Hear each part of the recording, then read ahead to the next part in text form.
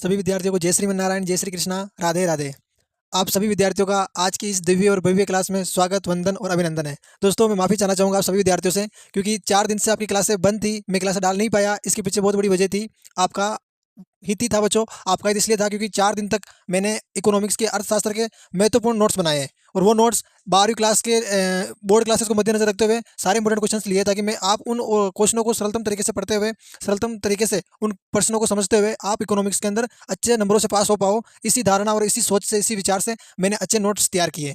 तो 4 दिन तक मैं क्लास नहीं ले पाया, पर इसके पीछे भी आपके लिए बहुत बड़ी उपलब्धि रहने वाली ये है कि सरल शब्दों में और सरल परिभाषाओं में, किताबी परिभाषा से हटकर मैंने जो नोट्स तैयार किए वो सिर्फ आपके लिए तैयार किए हैं। इसीलिए मैं 4 दिन तक क्लास नहीं डाल पाया। कोई बात नहीं, अब हम क्लासों के साथ में सीरीज भी पढ़ेंगे। अब हम रिवीजन के साथ में सीरीज भी लेकर आए हैं आपके लिए, और उस सीरीज के माध्यम से भी आप अच्छे से पढ़ पाओगे। सारा पेपर, सारे क्वेश्चंस जो मैंने लिए हैं, जैसे मान लीजिए आपका 2023 में जो पेपर हुआ है, 2022 में जो पेपर हुआ है ना, 21, जो सारे पेपरों को समझते हुए मैंने सीरीज तैयार की है, और उन सीरीजों के माध्यम से ही आपके बोर्ड क्लासेस के अंदर क्वेश्चंस आने वाले हैं। मुझे पता है बोर्ड क्लासेस के अंदर जो प्रश्न आएंगे वो बोर्ड पूर्वगत जो एग्जाम हुए उनके अकॉर्डिंग ही आएंगे। तो मैंने उन सारे प्रश्नों को लिया है, उन सारे पेपरों को समझा है जो गत वर्ष हो गए थे। उन सारे पेपरों को समझकर, उन सारे पेपरों के अकॉर्डिंग ही मैंने सीरीज का निर्माण, सीरीज को बनाया है, और उस सीरीज के आधार पर ऐसे क्वेश्चनों को लिया है जो क्वेश्चन इस बार बोर्ड के अंदर 77% तो मैं नहीं कहूँगा, लेकिन मैं 80% कहूँगा, क्योंकि 80% आने की उसमें पॉसिबिलिटी रहेंगी। ऐसी मैंने सीरीज तैयार की है। आप सभी विद्यार्थी बने रहिएगा। अब ज़्यादा बातें ना कर हमें कम समय में और कम समय का लिहाज करते हुए और बोर्ड एग्जाम को देखते हुए हमें कम समय में बहुत ज़्यादा तैयारी करनी है। तो आप सभी विद्यार्थी के लिए विशेष सूचना ये है कि आज हमने सीरीज स्टार्ट की है पढ़ाने के लिए सभी विद्यार्थियों के लिए। तो सबको निःशुल्क है, परंतु इस निःशुल्क के साथ में भी सभी विद्यार्थियों को एक विशेष ध्यान रखना है कि आपके लिए जो क्लासेस चल रही है, ये क्लासेस, सारी क्लासेस ज्ञान एक ही क्लासेस में चल रही है। और ज्ञान एक ही क्लासेस आप जब यूट्यूब पर सर्च करते हो तो कई विद्यार्थी तो कहते हैं कि सर ये सर्च बार में आ नहीं रहा है। तो ये सर्च बार में इसलिए नहीं आ रहा क्योंकि नया चैनल है। तो आप क्या ऐसा कीजिए कि यूट्यूब चैनल जो सर्च करते हो चैनल, तो उसको ज्ञान यज्ञ क्लासेज अर्थशास्त्र बोला के उसमें साथ में सर्च कीजिए, ज्ञान यज्ञ क्लासेज अर्थशास्त्र ये बोलकर आप सर्च कीजिए, तो वो आपको उसके अंदर वीडियो और क्लासेस देखने को मिलेगी। आया समझ में? हाँ। तो सभी विद्यार्थी अब अपने समय को व्यर्थ ना करते हुए आप बने रहिएगा और अपने इस क्लास का आनंद लीजिएगा। हाँ, तो देखिए बच्चों, आज की जो हमारी सीरीज है, देखिए, आज के पहले आप ये देखिए, अर्थशास्त्र कक्षा 12 बोर्ड एग्जाम 2025 की महत्वपूर्ण सीरीज। अब आप ये देखिए, कक्षा 12 बोर्ड यानी 2025 की जो सबसे महत्वपूर्ण सीरीज है, आप इसको समझिएगा। अर्थशास्त्र कक्षा 12 बोर्ड एग्जाम 2025 की महत्वपूर्ण सीरीज खंड है। अब देखो, आपके जो बोर्ड में पेपर रहने वाला है ना, सेम ऐसा ही पेपर रहने वाला है। आपके बोर्ड के अंदर जो पेपर रहने वाला है, सेम इसी तरह का पेपर आएगा, सेम ऐसा ही पेपर आएगा। और जो पेपरों की जो संख्या रहने वाली है, पेपर का जो पैटर्न रहने वाला है, पेपर की जो कार्मिक जो प्रश्नों की श्रृंखला रहने वाली है, जो श्रेणी रहने वाली है, वो ऐसी रहने वाली है। पूरा पेपर हूबहू पेपर ऐसा आएगा। बस पेपर आपको देख लीजिए, आपके जो पूरे पेपर आएंगे, पूरे पेपर के अंदर प्रश्न आएंगे, वो आएंगे 30, है ना, 30 या फिर, है ना, 30 या फिर आपके आएंगे 25, यानी इन्हीं के अंदर में से आपके पर्सन आएंगे, 30 से 25% आएंगे, और कुल पर्सन होंगे आपके 56%। कितने पर्सन होंगे? 56 या फिर 54, है ना, या तो 56% आएंगे या 54% आएंगे। अब आप कहोगे कि सर आप ये दो बात कह रहे हो कि यहाँ पर तो 30% आएंगे, 25% आएंगे। और बच्चों, कहने का तात्पर्य ये है कि पर्सन, जो पेपर के अंदर जो पर्सन आएंगे ना, वो आप देखना कि क्या चलता है। ये देखो, ये खंड है। अब देखो, इसमें लिखा है खंड ए बहुविकल्पीय पर्सन। अब जो बहुविकल्पीय पर्सन है, ये आपका पर्सन 1 हो गया। क्या हो गया? ये पर्सन नंबर आपका 1 हो गया, बहुविकल्पीय पर्सन। ठीक है। अब इस बहुविकल्पीय पर्सन के अंदर कितने पर्सन आएंगे? इसके अंदर पर्सन आ जाएंगे आपके, जैसे मान लीजिए 13 पर्सन आ गए, है ना। फिर आ जाएगा आपके रिक्त स्थान आ जाएंगे 6%। जैसे रिक्त स्थान क्या, दूसरा नंबर आ गया, है ना, पर्सन नंबर 2 रिक्त स्थान। अब ये रिक्त, इसमें कितने पर्सन आ जाएंगे? इसमें 6% आ जाएंगे। कितने पर्सन आ जाएंगे? 6% आ जाएंगे। तो अब ये ऐसे मिला के कुल मिला के आपको 56 से 54% आने वाले हैं। अब ये 56 और 54% को तैयार करने में मुझे काफी वक्त लगा। 4 दिन में क्लास इसीलिए नहीं ले पाया क्योंकि मैं आपके लिए सीरीज के साथ में नोट्स भी मैंने तैयार किए। बच्चों, सारे इंपोर्टेंट नोट्स तैयार किए, प्रत्येक चैप्टर 1 से लेके, है ना, समष्टि अर्थशास्त्र और व्यष्टि अर्थशास्त्र के संपूर्ण चैप्टर के मैंने नोट्स बनाए और इंपोर्टेंट नोट्स बनाए, ताकि उन नोट्सों को आप अच्छे से पढ़कर और अपने परीक्षा के अंदर कुछ कमाल धमाल कर सको, और अच्छे नंबरों के साथ अच्छे एग्जाम के उस इम्तिहान में आप अच्छे उस क्रमांक के साथ अच्छे नंबरों के साथ उत्तीर्ण हो सको, ताकि आप अपने परसेंटेज लेवल को उच्चतम स्तर प्रदान कर सको, है ना। तो देखिए, ये सारे इंपोर्टेंट क्वेश्चन है, आप बने रहिएगा।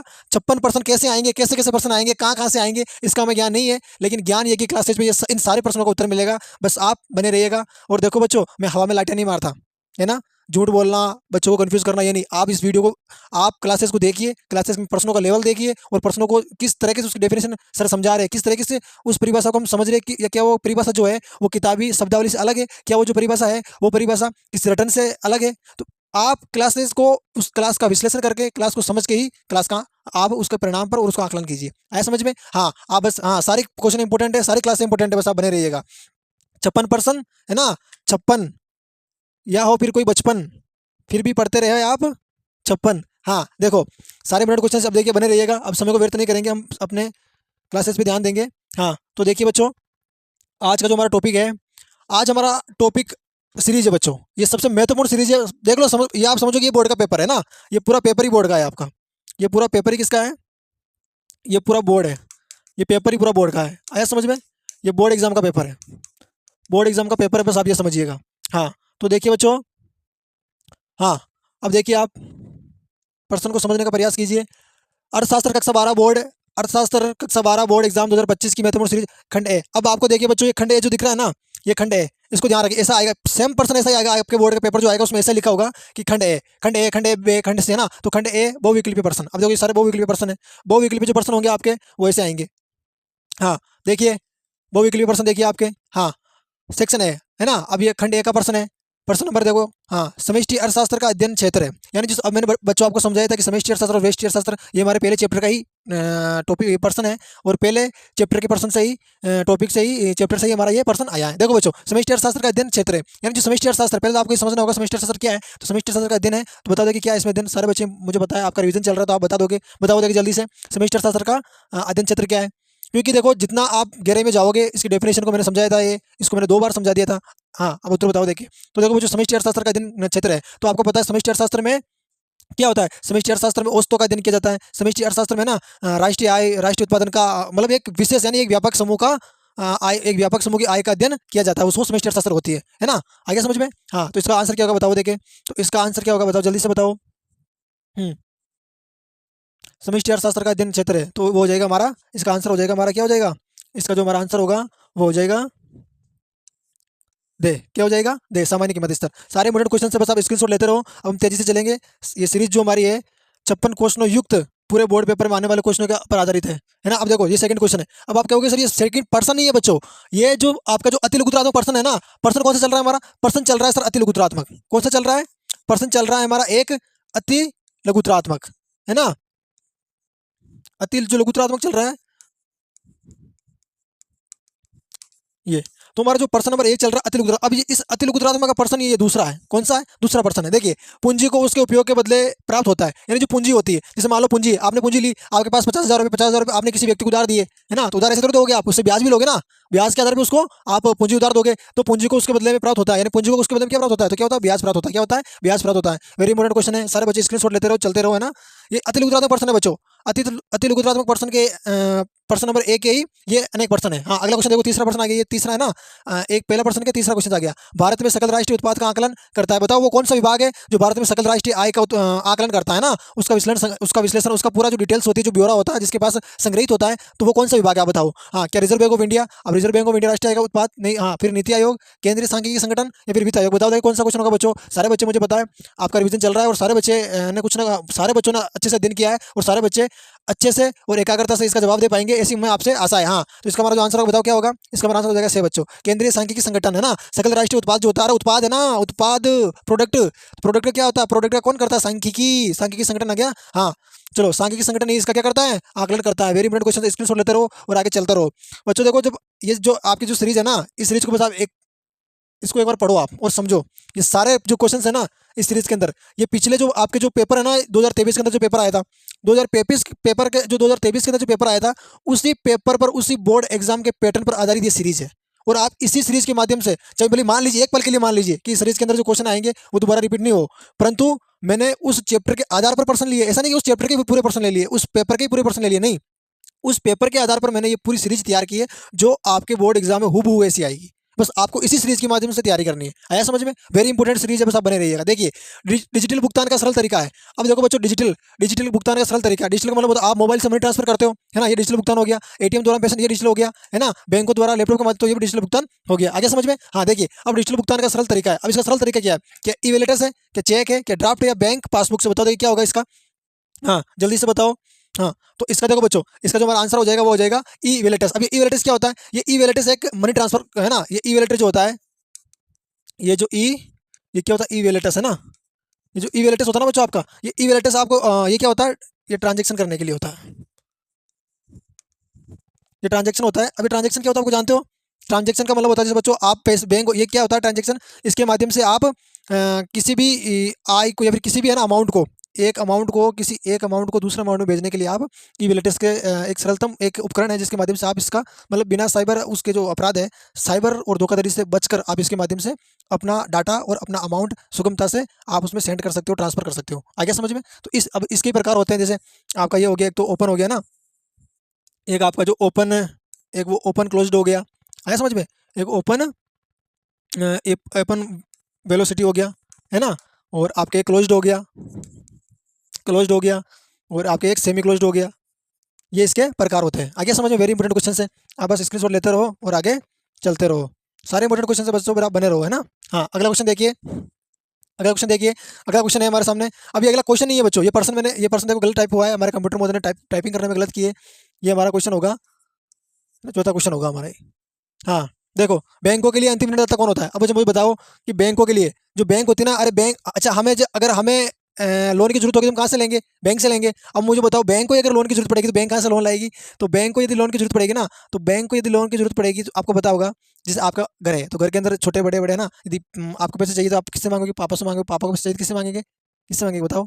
पापा अपने रोजगार से मांगेंगे ना, जहाँ से वो रोजगार करते हैं, जहाँ से वो आय इनकी, उनके जो सेठ होंगे, उनके जो मालिक होंगे, वो वहाँ से मांगेंगे। मालिक का मतलब यानी कि जहाँ पर वो कार्यरत है ना, जहाँ पर जहाँ उनका बॉस है वहाँ से पैसे मांगेंगे। तो एक से बढ़कर एक है ना। उसी प्रकार जो बैंक को लोन की जरूरत होती है तो वो बैंक अपने से सिर्फ इस तरह की बैंक से लोन मांगती है, और वो बैंक जो होती है कौन सी होती है आप बताओ।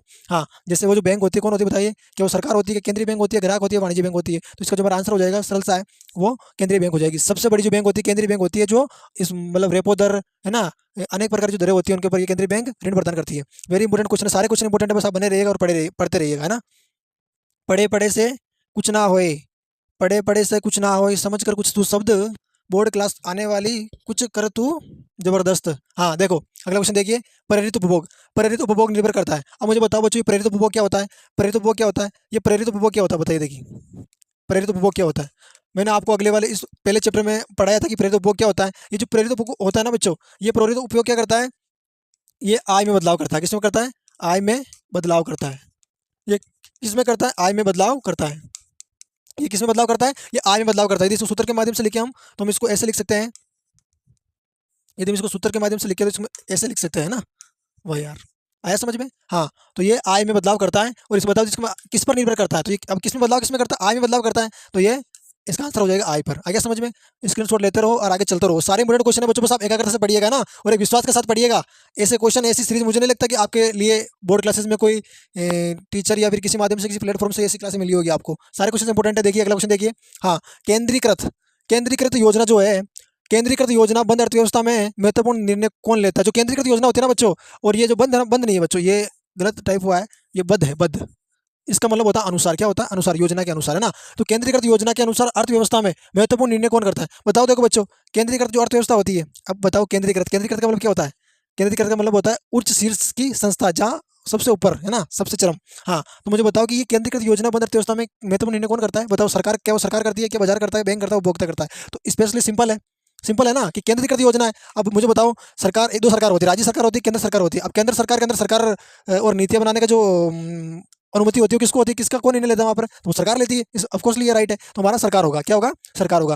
देखो, वेरी क्वेश्चनों को बस आपको प्रश्नों के शब्दों को समझना है ना, क्योंकि शब्दों में बड़ी जान होती है ना, और इन्हीं से आरती और अरदास होती है। यही समुद्र के वो मोती है जिनको इंसानों की पहचान होती है ना। तो शब्दों पर फोकस करना, आपको शब्दों को ऐसे नहीं समझना है, शब्द बड़े अनमोल होते हैं, है ना। आगे देखो, निम्नलिखित में से निम्न स्त्री वस्तु का, निम्नलिखित यानी नीचे दिए गए, निम्नलिखित में से निम्न स्त्री, निम्न स्त्री का मतलब जानते हो ना बच्चों? निम्न स्त्री का मतलब होता है निचले स्तर, यानी निचले पायदान पर वस्तु का उदाहरण है। अब बताओ बच्चों, निम्न स्त्री वस्तु कौन सी है?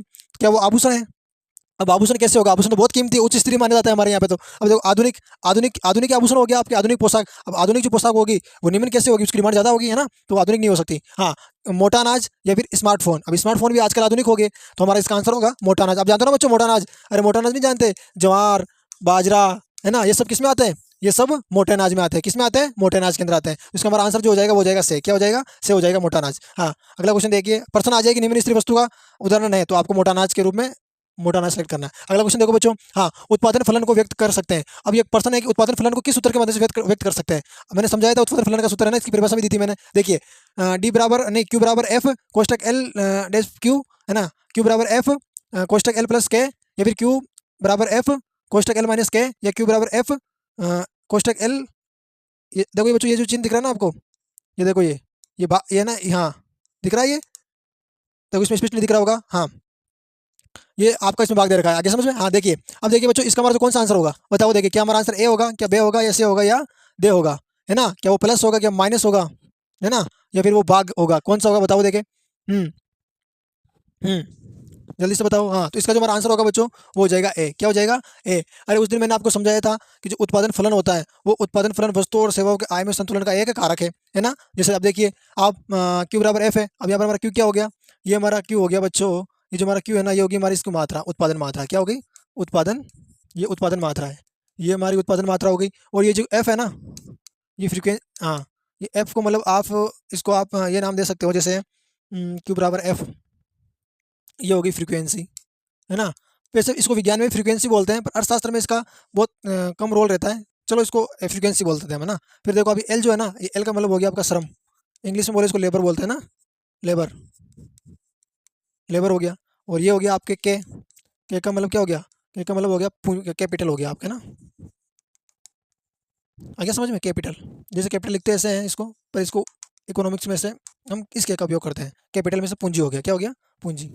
हाँ देखो सारे क्वेश्चन इंपॉर्टेंट, स्क्रीनशॉट लेते रहो और आगे चलते रहो। हाँ देखिए अगला क्वेश्चन देखिए, अगला क्वेश्चन देखिए, बहुत महत्वपूर्ण क्वेश्चन है। हाँ देखिए बच्चों, कुल लागत और कुल परिवर्ती लागत के मध्य अंतर होता है, यानी जो कुल लागत और कुल परिवर्ती लागत होती है, उनके मध्य अंतर होता है, किसके बराबर होता है, उनके जो मध्य अंतर होता है, कुल परिवर्ती लागत और कुल लागत के मध्य जो अंतर होता है, वो किसके बराबर होता है बताओ। देखिए क्या वो औसत लागत के बराबर होता है, क्या वो सीमांत लागत के बराबर होता है, क्या वो औसत स्थिर लागत के बराबर होता है, या फिर वो कुल स्थिर लागत के बराबर होता है। अरे बच्चों प्रश्नों को समझिए आप, प्रश्न क्या कह रहा है, प्रश्न कह रहा है कि कुल लागत और कुल परिवर्ती लागत के मध्य अंतर होता है। तो आपको ये देखना है कि प्रश्न क्या कह रहा है। आपके प्रश्नों में दिए गए शब्दों को भी मैंने समझाया था आपको बच्चों, बार बार समझा रहा हूँ कि शब्दों में बड़ी जान होती है ना। शब्द ही वो अनमोल होती है ना, जिनके माध्यम से एक इंसान को दूसरे इंसान के बर्ताव व्यवहार की और उनके विचारधारा में बहने वाले विचारों की पहचान होती है। तो आपको ये ध्यान रखना है कि ये जो शब्द है, ये जो सेंटेंस है, ये जो वाक्य है, इस वाक्य को समझना है। यदि आपने वाक्य को समझ लिया तो आप प्रश्नों के उत्तर आराम से दे पाओगे। या प्रश्न कह रहा है कि कुल लागत, शब्द क्या आया, कुल आया, क्या आया, कुल आया, और इसमें कुल कहाँ पे, इसमें कुल ये रहा।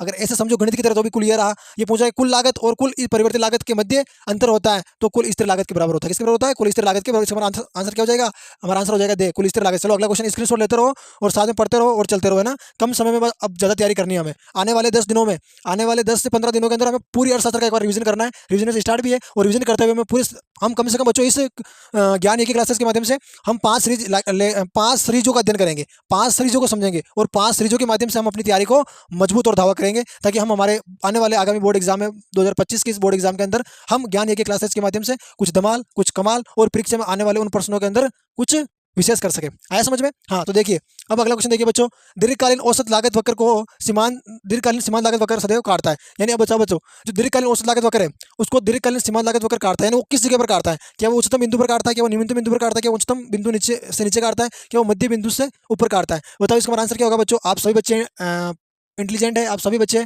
अच्छे से पढ़ रहे हो, आपका रिवीजन चल रहा है, ये मुझे ज्ञात है, भली बात ही। परंतु आप इसका आंसर दो बच्चों, तभी हम इसको मान पाऊंगा, मैं मान पाऊंगा कि आप वास्तविकता के अंदर अपनी एकाग्रता और रुचि से पढ़ रहे हैं। हाँ तो इसका जो हमारा आंसर हो जाएगा बच्चों, पता क्या होगा बताओ देखिए। हाँ तो इसका जो हमारा आंसर हो जाएगा, वो हमारा आंसर होगा न्यूनतम बिंदु पर। किस पर, न्यूनतम बिंदु पर। और सबसे जो कम बिंदु, जैसे मुझे बताइए बच्चों, मैंने ये वक्र ले लिया, ठीक है। अब ये हमारा हो गया वाई, ये हमारा हो गया एक्स, ठीक है। और ये हमारा लंब हो गया, इसको मैंने ओ दे दिया, और इसको मैंने नाम दे दिया ए, और ये हमारा इसका आकार हो गया, ठीक है। अब मुझे बताओ, ये दीर्घकालीन जो औसत लागत वक्र है, ये यू का आकार का होता है। अगर प्रश्न आ जाए कि दीर्घकालीन औसत लागत वक्र का आकार है, आकृति होती है, यदि प्रश्न आ जाए कि दीर्घकालीन औसत लागत वक्र आकृति होती है, तो आपको ये लिखना है कि उसकी यू की आकृति होती है। किसकी आकृति होती है, यू की आकृति होती है। आगे समझ में। अब ये काटता है, तो क्या ये दीर्घकालीन सीमांत लागत वक्र, तो ये दीर्घकालीन सीमांत लागत वक्र ये काट दिया। इस बिंदु को आप नाम दे दीजिए ई, है ना। अब देखो ये लंब कहाँ से है, यहाँ से स्टार्ट हुआ, ये क्या है, ये दीर्घकालीन औसत लागत वक्र है, और ये दीर्घकालीन सीमांत लागत वक्र है। तो ये क्या, ये बिंदु क्या हो गया, ये न्यूनतम हो गया। क्या हो गया, न्यूनतम बिंदु हो गया। आ गया समझ में। वेरी इंपॉर्टेंट क्वेश्चन है, आप बस समझिएगा और अच्छे से पढ़िएगा, है ना। जितना आप अच्छे से समझोगे, और देखो बच्चों प्रश्नों को सिर्फ समझना, रटना नहीं है ना। रटने वाले होते तोते, जो खाते हमेशा गोते, है ना। और रटने वाले होते तोते, जो खाते हमेशा गोते हैं और जिंदगी भर होते सोते हैं, है ना। तो आपको तोता नहीं बनना है। तो रटने आज तक के इतिहास के अंदर रटने वाले को सिर्फ तोते की संख्या दी गई है।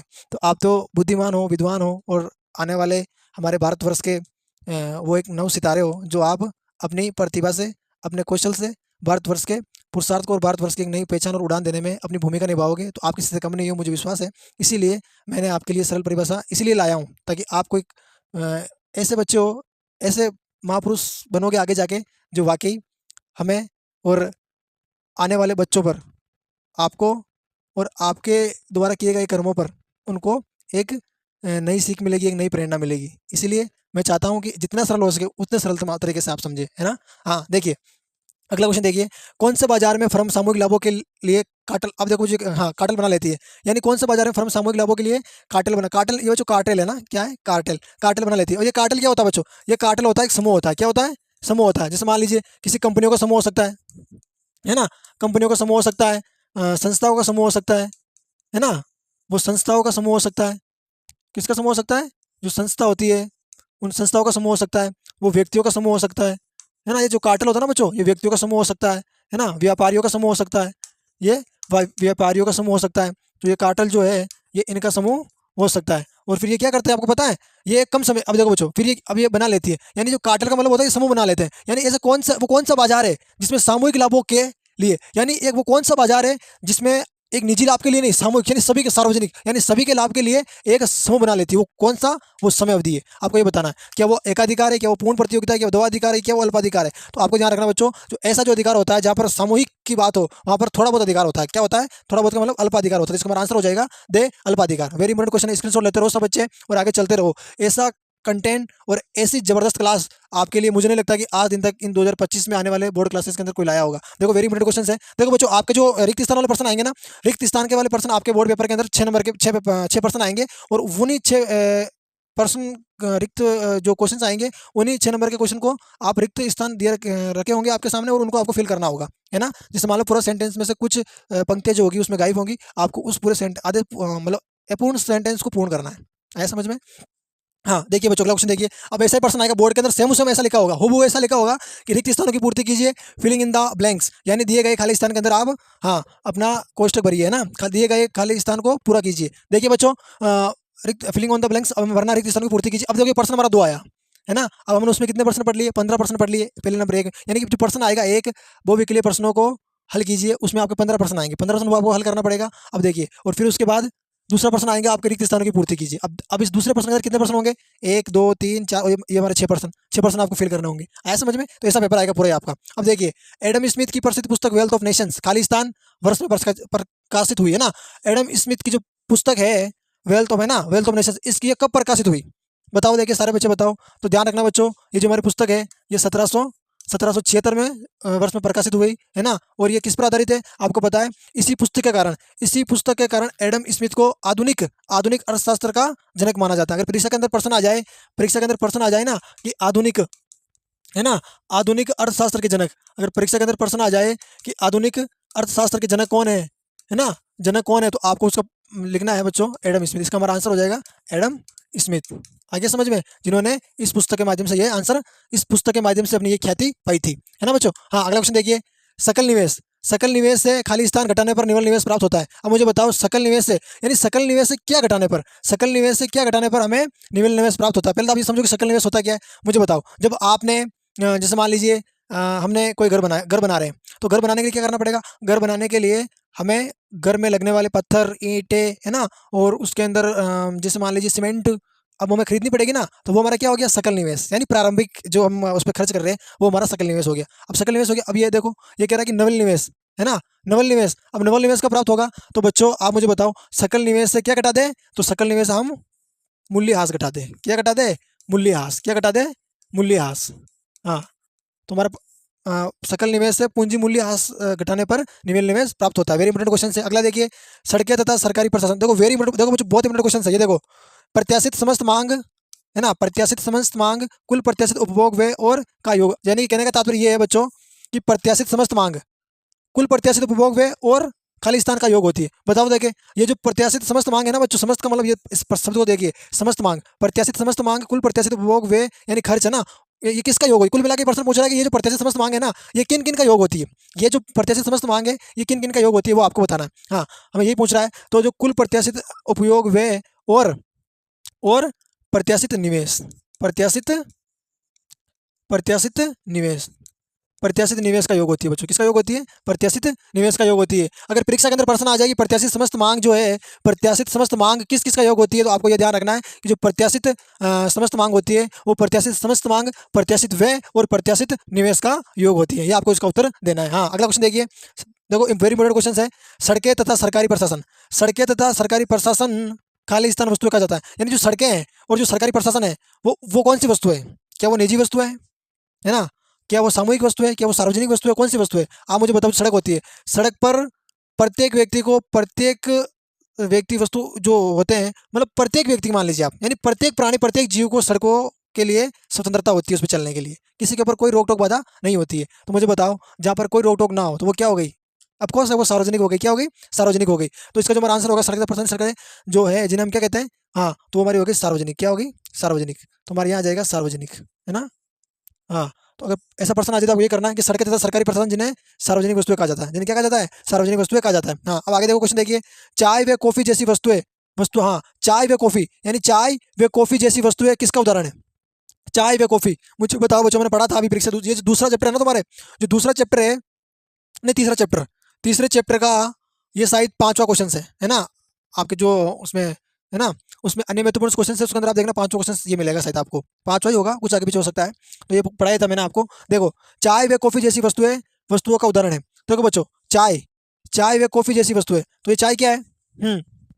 चाय देखो, तो ये चाय, अब मुझे बताओ, यदि चाय और कॉफी एक दूसरे से मिलती जुलती है ना?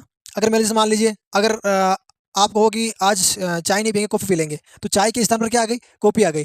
जो बच्चों, जो वस्तु अपने स्थान पर, है ना, जो वस्तु, ऐसी वस्तुएं, ऐसी वस्तुएं जो किसी एक वस्तु की मौजूदगी में, है ना, जो किसी एक वस्तु की मौजूदगी में अन्य वस्तु की मौजूदगी नहीं होने का एहसास दिलाती है, वो हमारी क्या हो गई?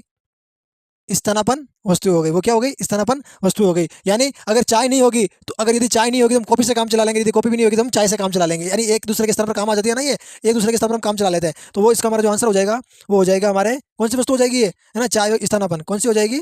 स्थानापन्न। देखो वेरी इंपॉर्टेंट क्वेश्चन है बच्चों, स्थानापन्न, स्थाना स्थानापन्न कौन सी वस्तु हो जाएगी वो हमारी?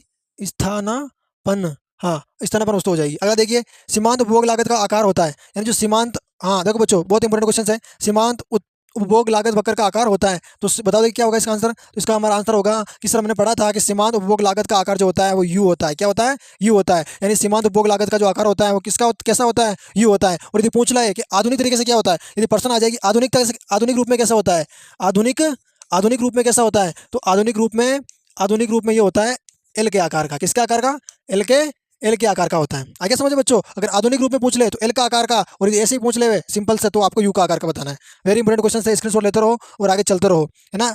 वो सारे क्वेश्चन इंपॉर्टेंट है बच्चों, और सारे क्वेश्चन है ना, देखो वेरी इंपॉर्टेंट। देखो, अब देखो बच्चों, प्रश्न का लेवल देखो, आप प्रश्नों का लेवल देखो और उस सीरीज को देखो कि पेपर सेम टू सेम मैंने बोर्ड का पेपर यहाँ छाप दिया है ना। बस ऐसे प्रश्न आएगा, बस आप निश्चिंत होकर पढ़िएगा, एक करता से विश्वास कीजिएगा और बस पढ़िएगा। देखिए बच्चों, अगला क्वेश्चन देखिए, प्रश्न नंबर 3 है, निम्न प्रश्नों के उत्तर, ऐसा ही प्रश्न आएगा हूबहू। निम्न प्रश्न नंबर 3 है, निम्न प्रश्नों के उत्तर 100 से 20 शब्दों में लिखिए, है ना? Following questions in 10 to 12 words. यानी कि आपको जो ये प्रश्न है, ये आपके अति लघुतरात्मक प्रश्न बच्चों, ये आपके जो प्रश्न है ये होंगे आपके अति लघुतरात्मक।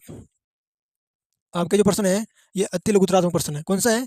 अति लघुतरात्मक प्रश्न है ना? ये आपके प्रत्येक 1 नंबर का आएगा क्वेश्चन, यानी एक प्रत्येक क्वेश्चन जो होगा वो 1 नंबर का होगा। देखिए बच्चों, हाँ, अब ये हमारा तीसरा प्रश्न है। अब तीसरे प्रश्न कितने सारे प्रश्न है देखिए।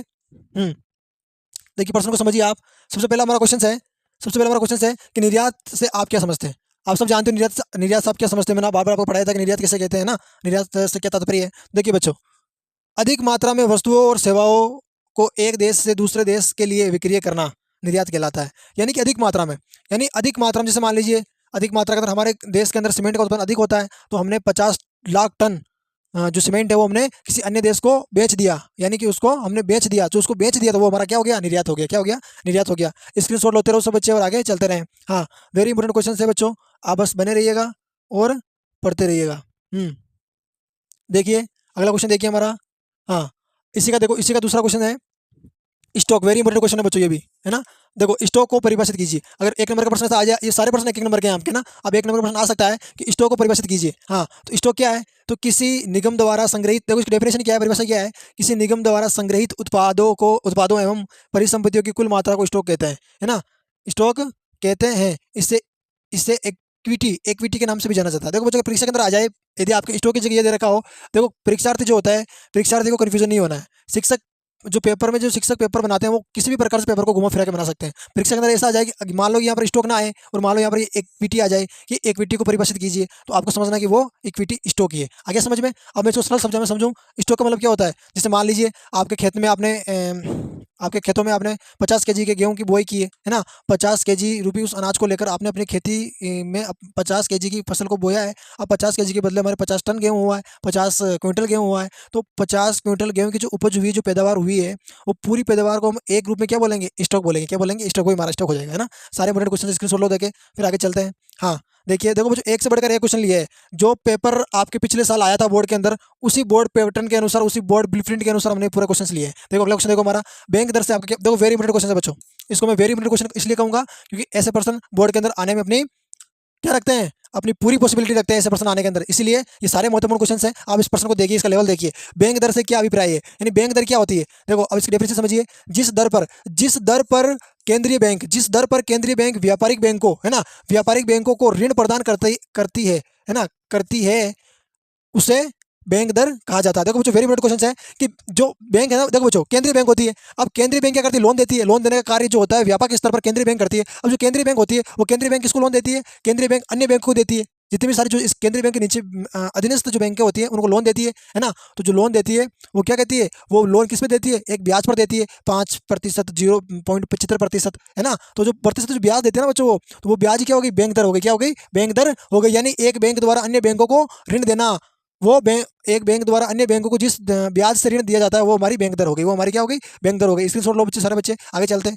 प्रश्नों को पढ़ते रहिएगा, मुस्कुराते रहिएगा, निश्चिंत होकर बैठ जाएगा ना। यदि आपको किताबें से कुछ समझ में नहीं आ रहा तो बस आप ये सीरीज पढ़ लीजिएगा। सारे क्वेश्चन एक से बढ़कर, देखो वेरी वेरी इंपॉर्टेंट क्वेश्चन है। सारे क्वेश्चन एक से बढ़कर एक है। देखो इसको थोड़ी टाइप करने में मिस्टेक हुई है बच्चों। हाँ, कंप्यूटर मोदी ने कुछ टाइप करने में, देखो ये PDF सही से बना ही नहीं है उन्होंने। हाँ देखो अगला क्वेश्चन देखिए हमारा, निरूपित गुणक। अब आपके एक नंबर का क्वेश्चन आ सकता है ना। एक नंबर का क्वेश्चन आ सकता है आपके कि निरूपित गुणक का सूत्र लिखिए। तो आपको देखो बच्चों, ये सूत्र ऐसा होगा आपके, ट्विंकल वाई बटावा ट्विंकल ए बराबर 1/1 माइनस सी बराबर 1/S, है ना। ये इसका सूत्र होगा। आ गया समझ में? हाँ, तो ये इसका मतलब हो जाएगा कंज्यूम। क्या हो जाएगा? ये कंज्यूम हो जाएगा। और इसका मतलब क्या हो जाएगा? इसका मतलब हो जाएगा आपके सप्लाई, मान लीजिए। या पर इसको आप इसको बचत प्रवृत्ति कह दीजिए ना।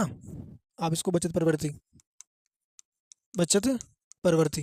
हाँ, सारे स्क्रीनशॉट लो सब बच्चे। आगे चलते हैं। एक नंबर क्वेश्चन आ सकता है बच्चों आपके बोर्ड के एग्जाम में कि निरूपित गुणक का सूत्र क्या है। तो आपको सिर्फ हैरानी नहीं होना है, चिंता नहीं। देखो वेरी इंपॉर्टेंट क्वेश्चन सही है। हाँ देखो बच्चों, इंपॉर्टेंट क्वेश्चन, इसको भी मैं वेरी कहूंगा क्योंकि ऐसे पर्सन बहुत कम देखने को मिलते हैं एग्जाम के अंदर। कम देखने का मतलब ये होता है कि परीक्षा के अंदर ऐसे पर्सन छुपे होते हैं कहीं किताबों के अंदर, और बोर्डों के अंदर ज़्यादा देखने को मिलते हैं। किताबों के अंदर छुपे होते हैं और बोर्ड एग्जाम के अंदर ये सबसे पहले आगे कूद कराते हैं, है ना। तो ऐसे पर्सन को जल्दी समझ। देखो राजकोषीय नीति किसे कहते हैं? राजकोषीय। अब मैंने इस पर्सन को अपने समझाया था, अगले जो हमने चैप्टर किए थे बच्चों, उन्हीं चैप्टर में मैंने समझाया था आपको कि राजकोषीय नीति क्या है, और सरलतम परिभाषा में समझाया। दोबारा समझ लेते हैं। देखो इसकी डेफिनेशन समझिए। सरकार द्वारा अपनाई गई नीति, देखो बिल्कुल सरल परिभाषा है। सरकार द्वारा अपनाई गई नीति को राजकोषीय नीति कहते हैं। जैसे मान लीजिए सरकार जो अपनी नीति अपनाती है, जिस नीति के माध्यम से सरकार अपना कार्य करती है, जिस नीति के माध्यम से सरकार प्रजातंत्र और लोकतंत्र की एक इकाई के रूप में उनकी भूमिका निभाते हुए उनके संयमता से और उनको लोकतंत्र में बांधे रखती है, वो कौन सी नीति होती है? तो वो हमारी राजकोषीय नीति होती है। आपको सिंपल ये लिखना है कि सरकार द्वारा अपनाई गई नीति को राजकोषीय नीति कहते हैं। वेरी इंपॉर्टेंट क्वेश्चन, स्क्रीनशॉट लेते रहो और आगे चलते रहो। सारे क्वेश्चन इंपॉर्टेंट बच्चों, बस आपको समझना है अच्छे से और पढ़ना है। अगला क्वेश्चन देखिए हमारा, वेरी इंपॉर्टेंट क्वेश्चन है बच्चों, ये भी आपके 1 नंबर का आ सकता है। हाँ, यदि सीमांत उपभोग प्रवृत्ति 0.75 है तो गुणक के मूल्य की गणना कीजिए। कुछ देर नहीं करनी है, हमें बस फटाक से करना है। गुणक का सूत्र आपको बताया था मैंने, है ना। मैंने आपको लिखवाया था, बार बार मैंने ये समझाया था गुणक का सूत्र क्या है। अब आपने पढ़ा नहीं होगा, उसका मुझे पता नहीं है बच्चों, परंतु मैं ये जानता हूँ कि गुणक का सूत्र मैंने बार बार आपको परीक्षा के अंदर और मैंने वेरी इंपॉर्टेंट लगवाया है। देखो गुणक का सूत्र क्या है हमारे? गुणक का सूत्र होगा हमारा MPC, है ना। गुणक का सूत्र होगा हमारे गुणक, है ना। गुणक का हमारा सूत्र है 1/1 माइनस MPC। ये हमारा गुणक का सूत्र है। ये हमारा किसका सूत्र है? ये हमारा गुणक का सूत्र है। अब देखो इसमें हमारी जो MPC कितनी है? MPC हमारी 0.75 है ना। इसको हल करते हैं। 1 माइनस MPC कितनी है हमारी? 0.75 है। अब देखो, अब 1 से 0.75 गए तो कितने बच जाएंगे? 1 से 0.75 गए तो हमारे ये बच जाएंगे 0.25। कितने बचेंगे? घटा के देख लो आप। 0.25 कितने बचेंगे? 0.25। हाँ, अब देखो इसमें, अब हम यहाँ पर 0.25 है तो 0.25 जो है बच्चों, ये 0.25 है ना, तो ये 0.25 है।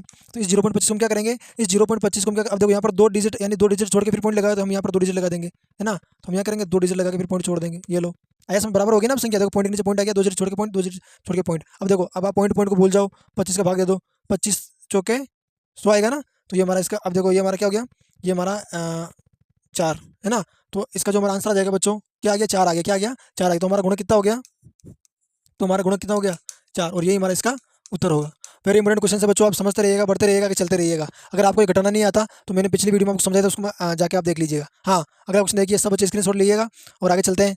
वेरी इंपॉर्टेंट क्वेश्चन है बच्चों, एक से बढ़कर एक क्वेश्चन से बस आप एकाग्रता होकर पढ़िएगा ना। यदि आपने इस स्लाइड के माध्यम से, इस सीरीज के माध्यम से भी यदि कुछ विशेष करना चाहा ना, तो भी आप बोर्ड एग्जाम के अंदर बहुत अच्छे नंबर ला सकते हो। आपको उधर कहीं देखने की जरूरत नहीं है, बस सीरीज के माध्यम से पढ़िए आप। यदि आप सीरीज के माध्यम से पढ़ोगे ना, तो आप काफ़ी हद तक कुछ अच्छा पढ़ पाओगे और पेपर को भी समझ पाओगे कि पेपर का लेवल क्या रहने वाला है, पेपर के पर्सन कैसे रहने वाले, पेपर का पैटर्न कैसा रहने वाला है। ये सारी जो आपकी जो कन्फ्यूजन है, ये सारी कन्फ्यूजन आपको सीरीज के माध्यम से ही हल होगी, है ना। देखिए अगला क्वेश्चन देखिए हमारा, ये प्रश्न भी इंपॉर्टेंट है बच्चों। देखिए, पूंजी खाते से आपका क्या अभिप्राय है, पूंजी खाते से आपका क्या अभिप्राय है। अब देखिए बच्चों, मैंने समझाया था बार बार, पूंजी खाते से, किस खाते से, पूंजी खाते से, पूंजी खाते से आपका क्या अभिप्राय है। देखो बच्चों, इसकी डेफिनेशन समझते हैं। पूंजी खाता एक भी खाता, पूंजी खाता एक भी खाता है, एक ऐसा खाता है ना, पूंजी खाता एक भी, ये देखो यहाँ गलत टाइप हुआ है, ऐसा खाता है। पूंजी खाता एक ऐसा खाता है जिसमें लेन देन नियमों के मुताबिक डेबिट और क्रेडिट पक्ष में दर्ज किए जाते हैं। यानी जिस ऐसा खाता जिसके अंदर जो बच्चों जितना भी जो लेन देन होता है ना, जितना भी लेन देन बड़े स्तर पर, व्यापक स्तर पर, वो लेन देन एक मतलब मानक के आधार पर, एक नियम के आधार पर वो सारा लेन देन होता है। उस लेन देन के पहले, उस लेन देन के पहले पूंजी अकाउंट के अंदर उसकी प्रविष्टि एंट्री होती है, उसके बाद ही वो लेन देन हमें स्वीकार्य हो पाता है। आया समझ में, तो ये कह रहा है। वेरी इंपॉर्टेंट क्वेश्चन, स्क्रीनशॉट लो सब बच्चे और आगे चलते हैं।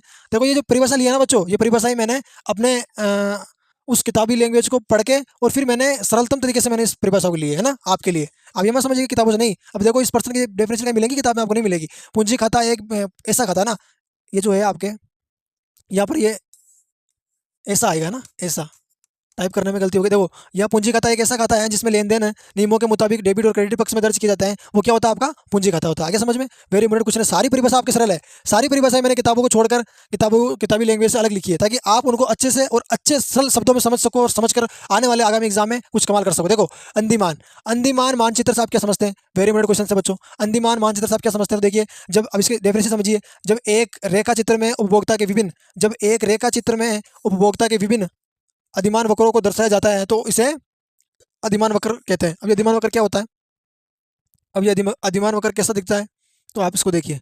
अधिमान वक्र मैंने समझाया था कि अधिमान वक्र, ये हमने क्या बना दिया, ये हमने, ये हमारा x हो गया, ये हमारा o हो गया, और ये हमारा y हो गया, ये हमारा y हो गया। अब इसको मान लीजिए हमारी वस्तु, ये वस्तु 2 हो गई और ये वस्तु 1 हो, ये वस्तु हमारी 1 हो गई, है ना। अब देखिए बच्चों, अंदिमान वक्र, अब अंदिमान वक्र क्या करता है, ये अंदिमान वक्र जो उपभोक्ता की, अब ये अंदिमान वक्र है ना, हाँ, ये हमारा क्या हो गया, अंदिमान वक्र हो गया। क्या हो गया, अंदिमान वक्र हो गया।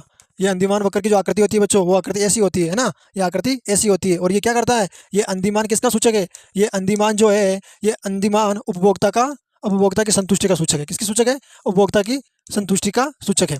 यदि परीक्षा के अंदर प्रश्न आ जाए कि उपभोक्ता किसका, ये अंदिमान वक्र किसका सूचक है, तो ये उपभोक्ता की संतुष्टि का सूचक है। ये आपको विशेष ध्यान रखना है। देखो अगला क्वेश्चन, देखो स्क्रीनशॉट लेते रहो, साथ साथ में और चलते रहो। इतने सूक्ष्म तरीके से और इतनी अच्छी तरीके से और इतनी बड़ी सीरीज आपको कोई नहीं समझाएगा जो पूरी बोर्ड पेपर पर, बोर्ड पैटर्न के अनुसार आधारित हो, है ना। सारे क्वेश्चन इंपॉर्टेंट। देखो, अंदिमान मानचित्र से आप क्या समझते हैं, दोबारा क्वेश्चन आया है क्योंकि दोबारा टाइपिंग जो हुई है वो टाइपिंग डबल हो गई है। अगला देखो, हाँ, कई बार पर्सन क्या होता है जल्दीबाजी के अंदर, जल्दीबाजी के बच्चों कई बार टाइप करने में पर्सन को कंफ्यूजन हो जाता है, जिससे पर्सन, हाँ देखो अगले देखिए बच्चों, अल्पकाल, अल्पकाल को संक्षेप में लिखिए। अब ये भी आपका प्रश्न आ सकता है, संक्षेप जान के ना बच्चे, ये अगर जहाँ पर भी ये प्रश्न, जहाँ पर भी ये शब्द आ जाए संक्षेप, संक्षेप का मतलब होता है छोटा, क्या होता है, छोटा मतलब कम, है ना। संक्षेप का मतलब होता है छोटा मतलब कम होता है।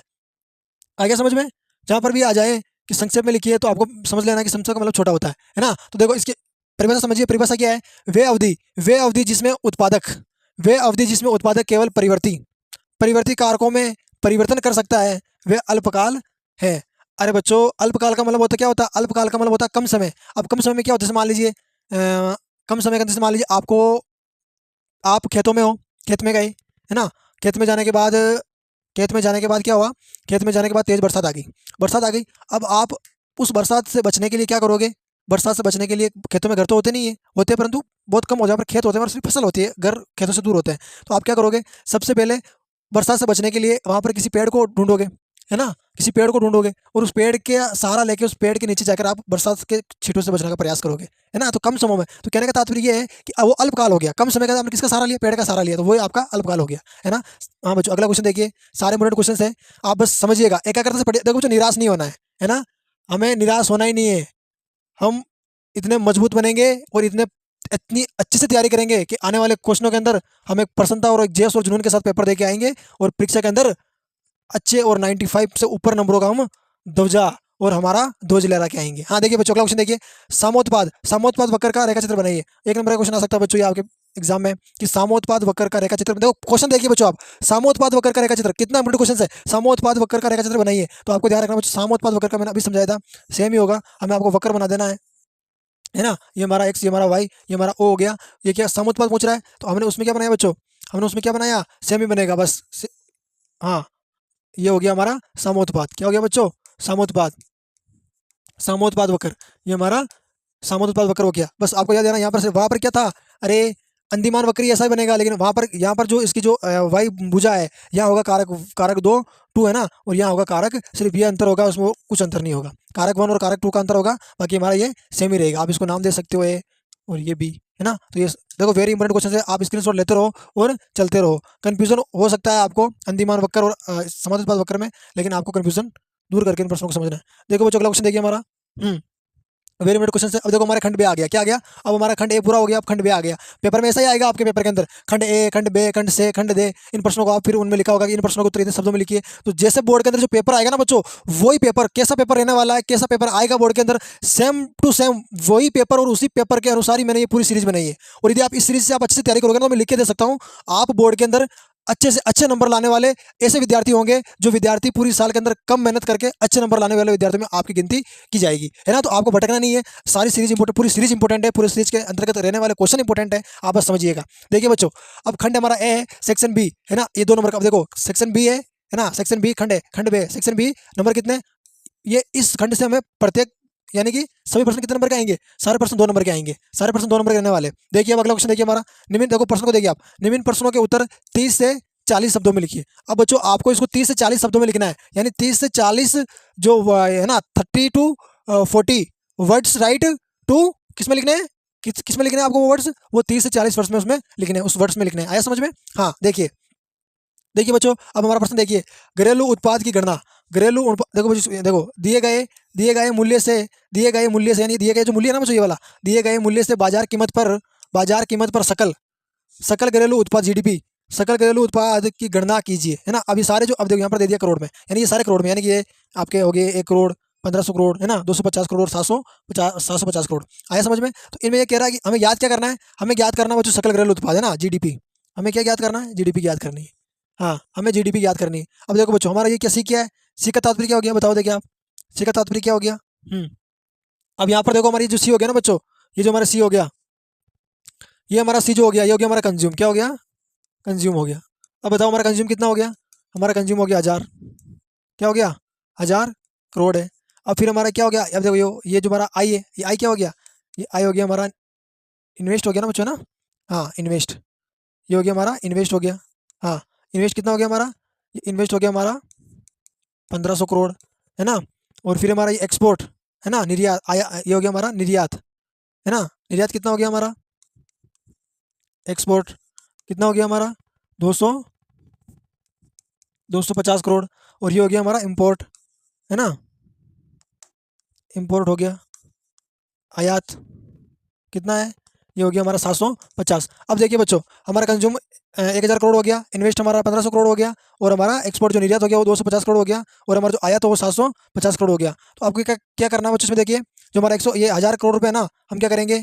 1000 जो हमारा कंज्यूम है, 1000 प्लस 1500 प्लस 1500 करोड़ है ना, 250 करोड़, और फिर माइनस 750 करोड़। आपको ध्यान रखना बच्चों कि जो हमारा जो इंपोर्ट होता है हम इसको हमेशा लेस करते हैं। आया समझ में? तो ये हमारा हो गया 1000, ये हो गया हमारा, अब जोड़ो देखिए इसको, 1000 और 1500 कितने हो गए, है ना? तो ये हो गया आपके ढाई, है ना, 2500, है ना? फिर आप इसको जोड़ दीजिए ऐसे, आपको अगर समझ में नहीं आ रहा है ऐसे जोड़ दीजिए। कई बच्चों को समझने में कन्फ्यूजन ना हो, इसके लिए मैं आपको सिंपल से जोड़ के बता रहा हूँ। देखिए 0 हो गया, है ना, ये आपके 5 हो गए, 7 और ये 2, तो ये आ जाएंगे आपके 27 ना 2750। अब 2750 में से 750 घटा दीजिए। 2750 में 750 घटा देंगे तो हमारा आंसर आ जाएगा 2000। कितना आ जाएगा? 2000। और यही हमारी क्या रहेगी? जीडीपी। और यही हमारा इसका आंसर हो जाएगा। देखो सारे वेरी वेरी इंपॉर्टेंट क्वेश्चन है बच्चों, स्क्रीनशॉट लो, फिर आगे चलते हैं। आप प्रश्नों को समझिए, बस प्रश्नों को समझना कि प्रश्न क्या कह रहा है, और शब्दों को पकड़कर हमने प्रश्नों के उत्तर तक चलना है। सारे प्रश्न, आप प्रश्नों को देख के डर जाते हैं कि इतना बड़ा प्रश्न कैसे करेंगे हम। प्रश्नों को देख डरना नहीं है, सारे प्रश्न इंपॉर्टेंट है बच्चों, आपको सिर्फ समझना है। सिर्फ समझने की वो मेंस होता है, सेंस होता है। आपको डरना नहीं है, बस चिंतन करना है, चिंता को दूर रखना है, और चिंतन करते हुए आए हुए प्रश्न का हमें अच्छे से उत्तर देना है। देखो अगला क्वेश्चन देखिए बच्चों, वस्तु विनिमय प्रणाली को समझाइए। अब वस्तु विनिमय प्रणाली, अब जानते हो बच्चों, हमारे प्राचीन भारत के अंदर पहले जब मुद्रा का प्रचलन नहीं था तब वस्तु विनिमय प्रणाली का प्रचलन था। वस्तु विनिमय प्रणाली क्या होती है? वस्तु विनिमय प्रणाली का मतलब होता है कि एक वस्तु देकर, जैसे मान लीजिए हमने आपसे अनाज लिया है, तो हम आपको अनाज के बदले, जैसे मान लो हमने अनाज लिया आपसे, गेहूँ लिया है हमने, तो हमारे पास गेहूँ है, आपके पास गेहूँ है, हमने आपसे गेहूँ ले लिया, और हमारे पास चावल है, हमने आपको चावल दे दिया, तो ये क्या हो गया? ये वस्तु विनिमय हो गया। क्या हो गया? वस्तु विनिमय हो गया। है समझ में? तो किसी संस्था द्वारा, व्यक्ति विशेष द्वारा, अन्य व्यक्ति या संस्थाओं द्वारा समतुल्य वस्तुओं या आदान प्रदान करना वस्तु विनिमय प्रणाली कहलाती है। आपको देखो बच्चों, ये प्रश्न 30 से 40 शब्दों में, अब देखो सरल परिभाषा यही है इसकी कि एक वस्तु के बदले, एक समतुल्य वस्तु के बदले अन्य समतुल्य वस्तु का आदान प्रदान करना ही वस्तु विनिमय प्रणाली है। लेकिन यदि परीक्षा के अंदर कहा जा रहा है, प्रश्न के अंदर कहा जा रहा है कि इस शब्द को 30 से 40 शब्दों में लिखिए, 30 से 40 शब्दों में इसका उत्तर दीजिए, तो आपको इसको बढ़ाकर कैसे लिखना है? आया समझ में? हाँ, वेरी इंपॉर्टेंट क्वेश्चन है बच्चों, आप स्क्रीनशॉट लेते रहो और आगे बढ़ते रहो। एक से बढ़कर एक क्वेश्चन है बच्चों। आप ऐसा मत सोचना कि अब देखो इन प्रश्नों का लेवल देखो आप, कहाँ मिलेंगे ऐसे प्रश्न, आपको बताओ मुझे। ये सारे प्रश्न जो है ना बच्चों, ये सारे प्रश्न आपके बोर्ड पेपर में आए हुए प्रश्न के आधार पर आधारित है। ऐसा नहीं कि बोर्ड पेपर में जो आए हुए प्रश्न वही नहीं, उन बोर्ड पेपर में आने वाले प्रश्नों का जो मैंने लेवल देखा, उस लेवल के आधार पर मैंने ये सीरीज तैयार की है ना। ये कोई छोटी मोटी ऐसी नहीं कि आप बस सर ऐसे नहीं, बहुत महत्वपूर्ण सीरीज है। जब आप एग्जाम देखोगे तब आपको मालूम चलेगा कि वास्तव में सर आपने जो दिन करवाया है वाकई बहुत ही महत्वपूर्ण था। देखो अगला क्वेश्चन देखिए हमारा, मिथ्या विविधता।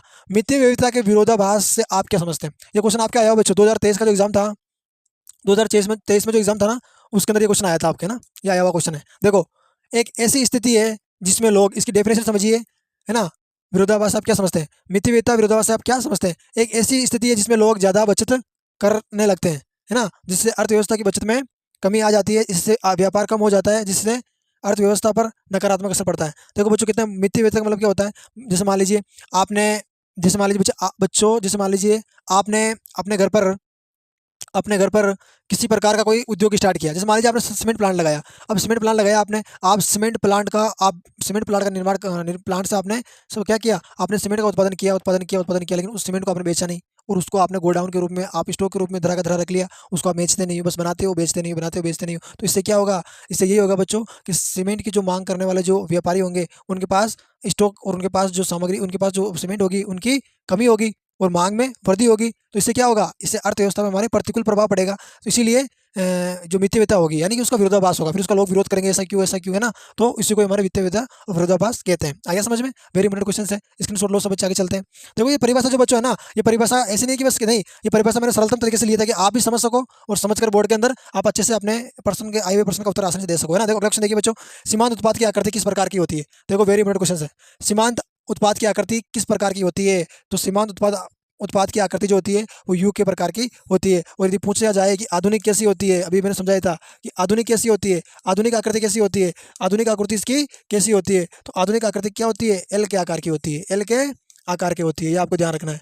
आधुनिक आकृति जो होती है वो एल के आकार की होती है। वेरी इंपॉर्टेंट क्वेश्चन है बच्चों, आप स्क्रीनशॉट लेते रहो, चढ़ते रहो, एक से बढ़कर एक क्वेश्चन है। बस आप क्वेश्चन की डेफिनेशन को समझिए, क्वेश्चन के लेवल को समझिए। देखिए बच्चों अगला क्वेश्चन देखिए, मूल्यह्रास से आपका क्या तात्पर्य? वेरी इंपॉर्टेंट क्वेश्चन है, मूल्यह्रास है ना। देखो, पूंजीगत वस्तुओं के नियमित टूट-फूट का समायोजन करने के क्रम में सकल निवेश के मूल्य में किए गए लोप को मूल्यह्रास कहते हैं। तो वेरी इंपॉर्टेंट क्वेश्चन है बच्चों। जैसे मान लीजिए आपके पास, आपके घर पर कोई साधन है, कोई संसाधन है, कोई आपके पास बाइक है, आप बाइक का उपयोग करते हो, चलाते हो, है ना, दूर-दूर चलाते हो, लेकिन लंबे समय तक आपने उस बाइक का रिपेयरिंग नहीं करवाया, उस बाइक की सर्विस नहीं करवाई, है ना। उस जो आपके पास जो साधन है, बाइक है, उसको आपने अच्छे से देखा नहीं। तो यदि आप ढंग से देखते नहीं है, तो गाड़ी को ऐसे चलाते रहते हो, तो उसके अंदर जो टूट-फूट होती है बच्चों, मान लो उसकी जो पहिया होता है उसके अंदर वो मुड़ गया, बेंड हो गया, है ना।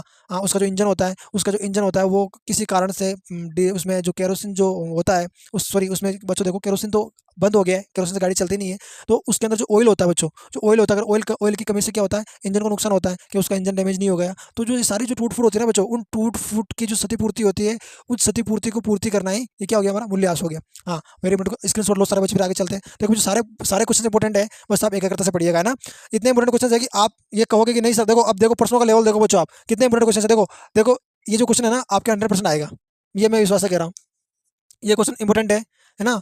हाँ, ये that is very important question, आया समझ में। हाँ देखिए बच्चों, यदि बाजार पूर्ति वक्र क्यू डी बराबर 200 माइनस पी तथा बाजार पूर्ति वक्र डी एस बराबर 140 प्लस पी है तो संतुलन कीमत ज्ञात कीजिए। हमें ज्ञात क्या करना है बच्चों, हमें ज्ञात करना है संतुलित कीमत। क्या ज्ञात करना है, संतुलित संतुलित कीमत ज्ञात करना है। हाँ, संतुलित कीमत ज्ञात करना। अब हमारी जो ये क्या है, हाँ अब ये हमारी एमपीसी कितनी है, बाजार पूर्ति वक्र हमारी एमपीसी है, हमारी एमपीसी कितनी है बच्चों, हमारी एमपीसी है क्यू डी बराबर 200 माइनस पी, आया समझ में। और हमारी एमपीएस कितनी है, हमारी एमपीएस हो गई डीएस बराबर 140 प्लस पी। हाँ तो अब देखिए बच्चों, हाँ अब क्या एमपीसी, अब हम क्या एमपीसी ले लेंगे। एमपीसी हमारी है क्यू डी बराबर कितनी है 200 माइनस पी, क्यू डी बराबर 200 माइनस पी बराबर बराबर 140 प्लस पी, है ना। हमारी ये एमपीएस, ये हमारी एमपीसी हो गई, ये हमारी एमपीएस होगी। अब देखो बच्चों, जहाँ पर अब यहाँ पर बीच, अब ये समीकरण 1 हो गई, ये समीकरण 1 और ये समीकरण 2, है ना। अब हम क्या करेंगे, बीच में बराबर का चिन्ह होता है, तो आपको पता है मैंने गणित 10वीं क्लास के अंदर पढ़ा था कि बीच के अंदर यदि बराबर का चिन्ह होता है ना, तो बीच के अंदर जो बराबर का चिन्ह होता है तो वहाँ से हम समीकरणों का क्या कर देते हैं, पक्षांतरण कर देते हैं। क्या कर देते हैं, पक्षांतरण कर देते हैं। तो हम क्या करेंगे, इसका पक्षांतरण कर देंगे ना। तो पक्षांतरण करेंगे तो ये पी और पी एक तरफ आ जाएंगे, अचर संख्या ना, तो पी और पी एक तरफ आ जाए क्या हो जाएंगे, ये 2 पी हो जाएंगे, है ना। और ये 200 में से 140 गए तो कितने बच जाएंगे, 60 बच जाएंगे। माइनस हो जाएगा ना, ये प्लस की और ये प्लस की, तो प्लस प्लस प्लस हो जाएगा, और ये पक्षांतरण करके इधर आएगा तो ये माइनस हो जाएगी। फिर देखिए पी 2 पी हो गया, हम क्या करेंगे पी बराबर ये 60 और ये इसके भाग दे देंगे इसका 2, है ना। तो ये हो जाएंगे हमारे 2 4 6 है ना 30, क्या हो जाएंगे 30। तो हमारा जो संतुलित कीमत है बच्चों कितनी आ गई, हमारी संतुलित कीमत आ गई 30, और यही हमारा इसका उत्तर होगा। आया समझ में। देखो वेरी इंपॉर्टेंट क्वेश्चन है बच्चों, स्क्रीनशॉट लो, फिर आगे चलते हैं। सारे क्वेश्चन इंपॉर्टेंट है, बस आप समझते रहिएगा। एक से बढ़कर एक क्वेश्चन से बच्चों ना, एक से बढ़कर एक क्वेश्चन से, बस आप प्रश्नों को समझिए, प्रश्नों को सारे क्वेश्चनों को ध्यान से देखिए। हाँ देखिए बच्चों, अगला क्वेश्चन देखिए हमारा, बाजार अर्थव्यवस्था की कोई विशेषता बताइए। अगर प्रश्न 2 नंबर का आ सकता है कि बाजार जो अर्थव्यवस्था है, बाजार अर्थव्यवस्था की 2 विशेषता बताइए, तो आपको ये बताना है कि बाजार अर्थव्यवस्था में निजी लोगों और कारोबारों के पास ज़्यादातर संसाधन होते हैं। यानी जो बाजार अर्थव्यवस्था होती है बच्चों, निजी लोग होते हैं ना, निजी लोगों और कारोबारों के पास ज़्यादातर, यानी उनके पास अधिक संसाधन होते हैं। आया समझ में। फिर बाजार अर्थव्यवस्था में उत्पादकों के बीच प्रतिस्पर्धा होती है। जहाँ पर बाजार अर्थव्यवस्था होती है, जहाँ पर जो बाजार अर्थव्यवस्था होती है ना, उस बाजार अर्थव्यवस्था में क्या होता है, प्रतिस्पर्धा होती है। प्रतिस्पर्धा मतलब कंपटीशन अधिक होता है बच्चों। जहाँ पर बाजार अर्थव्यवस्था होती है, बाजार अर्थव्यवस्था में देखा होगा अनेक प्रकार के व्यापारी होते हैं, उनके अंदर प्रतिस्पर्धा होती है, और प्रतिस्पर्धा उत्पादों को मूल्य के लेकर होती है ना। वेरी इंपॉर्टेंट क्वेश्चन, स्क्रीनशॉट लो और फिर आगे चलते हैं। ये सारी जो डेफिनेशन है ना बच्चों, ये सारी डेफिनेशन सरल तरीके से लिया था कि आपको अच्छे से समझ में आ सके। देखो वेरी इंपॉर्टेंट क्वेश्चन है, एक से बढ़कर एक क्वेश्चन है बच्चों आपके लिए। ऐसे क्वेश्चन, ऐसी स्लाइड मुझे नहीं लगता कि कहीं आपको देखने को मिली होगी इस 2025 के अंदर। इतनी अच्छी से सीरीज और इतने हाई लेवल के क्वेश्चनों की सीरीज आपको कहीं नहीं पढ़ी होगी ना, कहीं देखी होगी आपने, है ना। देखो वेरी इंपॉर्टेंट क्वेश्चन है, देखिए बच्चों प्रश्न नंबर ये हमारा 16 प्रश्न है ना। देखो नीचे दी गई तालिका से कुल संप्राप्ति की गणना कीजिए। नीचे दी गई तालिका से कुल संप्राप्ति की गणना कीजिए। देखो हमारे पास मात्रा दे रहा है, ऐसे सारणी बोर्ड के अंदर हमारे क्या होगा, पेपर के अंदर हमें सारणी दे दी जाएगी, और इसके अंदर हमारा जैसे मान लो यहाँ पर बीच में पद लुप्त कर देंगे, है ना, कुछ संख्याएं छोड़ देंगे, और हमें उस सारणी को पूरा करना होगा। यानी परीक्षा के अंदर प्रश्न आ जाएगा कि नीचे दी गई सारणी को पूरा कीजिए, है ना। तो आपको ऐसे प्रश्न आ जाएंगे, 4 से 5 नंबर के प्रश्न आएंगे। उन ऐसे प्रश्नों का आपको उत्तर कैसे करोगे आप समझिएगा। अभी हमारी क्या बच्चों, कुल संप्राप्ति क्या है, कुल संप्राप्ति। अभी हमारी मात्रा हो गई, हमारी कीमत हो गई। तो मैंने आपको समझाया था उस समय, कुल संप्राप्ति को ज्ञात करने के लिए हम क्या करना पड़ता है, कुल संप्राप्ति को ज्ञात करने के लिए हमें क्या करना पड़ता है, हमें Q गुणा P, है ना, यानी कि क्वांटिटी, है ना, मात्रा और प्राइस आपस में गुणा कर देते, तब हमें क्या प्राप्त होता है, तो हमें क्या प्राप्त होता है, कुल, है ना, कुल हमें संप्राप्ति प्राप्त होती है, कुल हमें संप्राप्ति प्राप्त होती है। हाँ जैसे देखिए बच्चों, अब 0 को हम गुणा करेंगे तो कितना आ जाएगा हमारा 0, 2 गुणा 10 करेंगे तो कितने आ जाएंगे 20, 3 गुणा 10 करेंगे तो कितने आ जाएंगे 30, 4 गुणा 10 करेंगे तो कितने आ जाएंगे 40, और 5 गुणा 10 करेंगे तो ये 50 आ जाएंगे, है ना बच्चों। ये आपका हमारा आंसर आ गया, ये हमारा आंसर आ गया। हाँ यदि मान लीजिए पर्सन, यदि ये कुल संप्राप्ति है और यहाँ पर अगर सम संप्राप्ति दे देते तो फिर क्या करते हैं, है ना, सीमांत संप्राप्ति, यहाँ पर सीमांत दे देते हैं। यहाँ पर अगर मान लो सीमांत दे देते, सीमांत संप्राप्ति, सीमांत संप्राप्ति दे देते, तो फिर इसको हम कैसे ज्ञात करते बताओ। देखिए सीमांत संप्राप्ति, सीमांत संप्राप्ति देते तो हम इसको कैसे ज्ञात करते बताओ। तो सिंपल है, सीमांत संप्राप्ति ज्ञात करने के लिए हमें पढ़ा था, मैंने आपको समझाया था कि कुल संप्राप्ति को घटाने पर समान संप्राप्ति प्राप्त होती है ना। तो हम क्या करेंगे, घटा देंगे। जैसे 0 में 0 गए तो 0, है समझ में। फिर 20 है ना, 0 में से 20 गए तो ये आपके आ जाएंगे 20। फिर 30 ये आ गए 10, है ना बच्चों।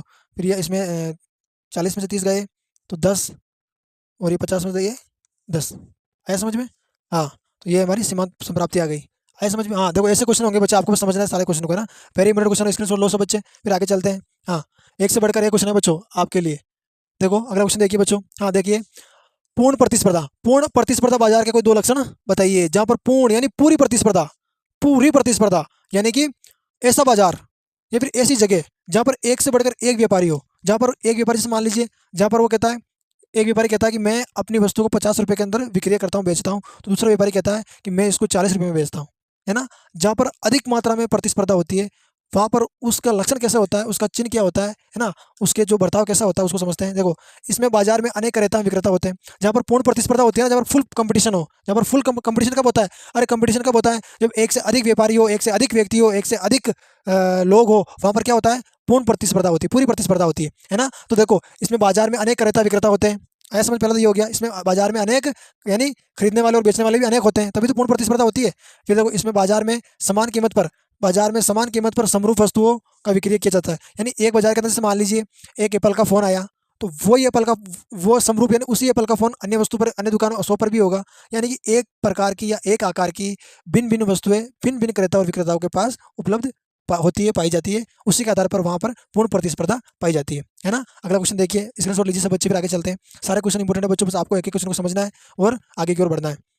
देखिए बच्चों, हाँ अगला क्वेश्चन देखिए हमारा, वेरी इंपॉर्टेंट क्वेश्चन है। देखो बच्चों, उत्पादन फलन की संक्षेप में व्याख्या कीजिए। अब ये प्रश्न हमने समझा था, उत्पादन फलन, है ना। अब देखो इसकी डेफिनेशन समझो आप। संक्षेप का मतलब समझिए बच्चों, संक्षेप का मतलब होता है कुछ शब्दों में, छोटे शब्दों में ना, कम शब्दों में, कम शब्दों में संक्षेप का मतलब होता है। देखो, उत्पादन फलन आगतो, इसकी परिभाषा को समझिए। उत्पादन फलन आगतो एवं निर्गत के, आगतो एवं निर्गतो, है ना, निर्गतों के मध्य संबंध बताता है।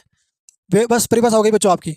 ये आगतों और निर्गतों के मध्य संबंध बताता है। आगतों मतलब क्या होता है, आय, है ना, और निर्गत मतलब सामग्री, उनके मध्य क्या बताता है, संबंध बताता है ना। एक फर्म का उत्पादन, एक फर्म का उत्पादन फलन उपयोग में लाए गए आगतों तथा फर्म द्वारा उत्पादित निर्गतों के मध्य संबंध है। इसे निम्न समीकरण द्वारा ज्ञात कर सकते हैं। आपको पता है, मैंने समझा था, है ना, Q बराबर F, है ना, कोष्टक L के, है ना। ये उत्पादन मात्रा होगी आपकी, उत्पादन मात्रा, और है ना, ये उत्पादन मात्रा हो गई आपकी। मैंने क्यू का मतलब क्या होता है, उत्पादन मात्रा, ये आपकी उत्पादन मात्रा हो गई। हाँ, और ये आपकी फ्रीक्वेंसी हो गई, और ये आपका हो गया लेबर, है ना, ये हो गया आपका लेबर हो गया, मतलब श्रम हो गया, और ये हो गया आपका कैपिटल, है ना, मतलब पूंजी हो गया। आगे समझ में, वेरी मिनट को स्क्रीनशॉट लो, आगे चलते हैं बच्चों। देखो सारे क्वेश्चन इंपॉर्टेंट है, मैं सोच रहा हूँ कि आपको कम समय में कुछ ज़्यादा क्वेश्चन समझा दूँ, ताकि आप अपने बोर्ड एग्जाम के अंदर कुछ अच्छा करके आए बच्चों। हाँ देखो, वेरी इंपॉर्टेंट क्वेश्चन देखिए बच्चों, क्वेश्चन को देखिए आप सिर्फ प्रश्नों को देखिए सर, कि ये प्रश्न आप कहाँ से, आप सोच रहे हो कि सर ये प्रश्न कहाँ से लाए हो आप। सारे क्वेश्चन इंपॉर्टेंट है बच्चों, आप समझो, है ना, ढंग से। हाँ देखो, अच्छा ये क्वेश्चन दोबारा रिपीट हुआ बच्चों, है ना, यदि बाजार मांग कर, अच्छा अच्छा, हाँ ये क्वेश्चन दोबारा रिपीट हुआ बच्चों, मैंने सोल्व किया था। हाँ, दोबारा क्वेश्चन आया ये क्वेश्चन। चलो अगला क्वेश्चन देखो।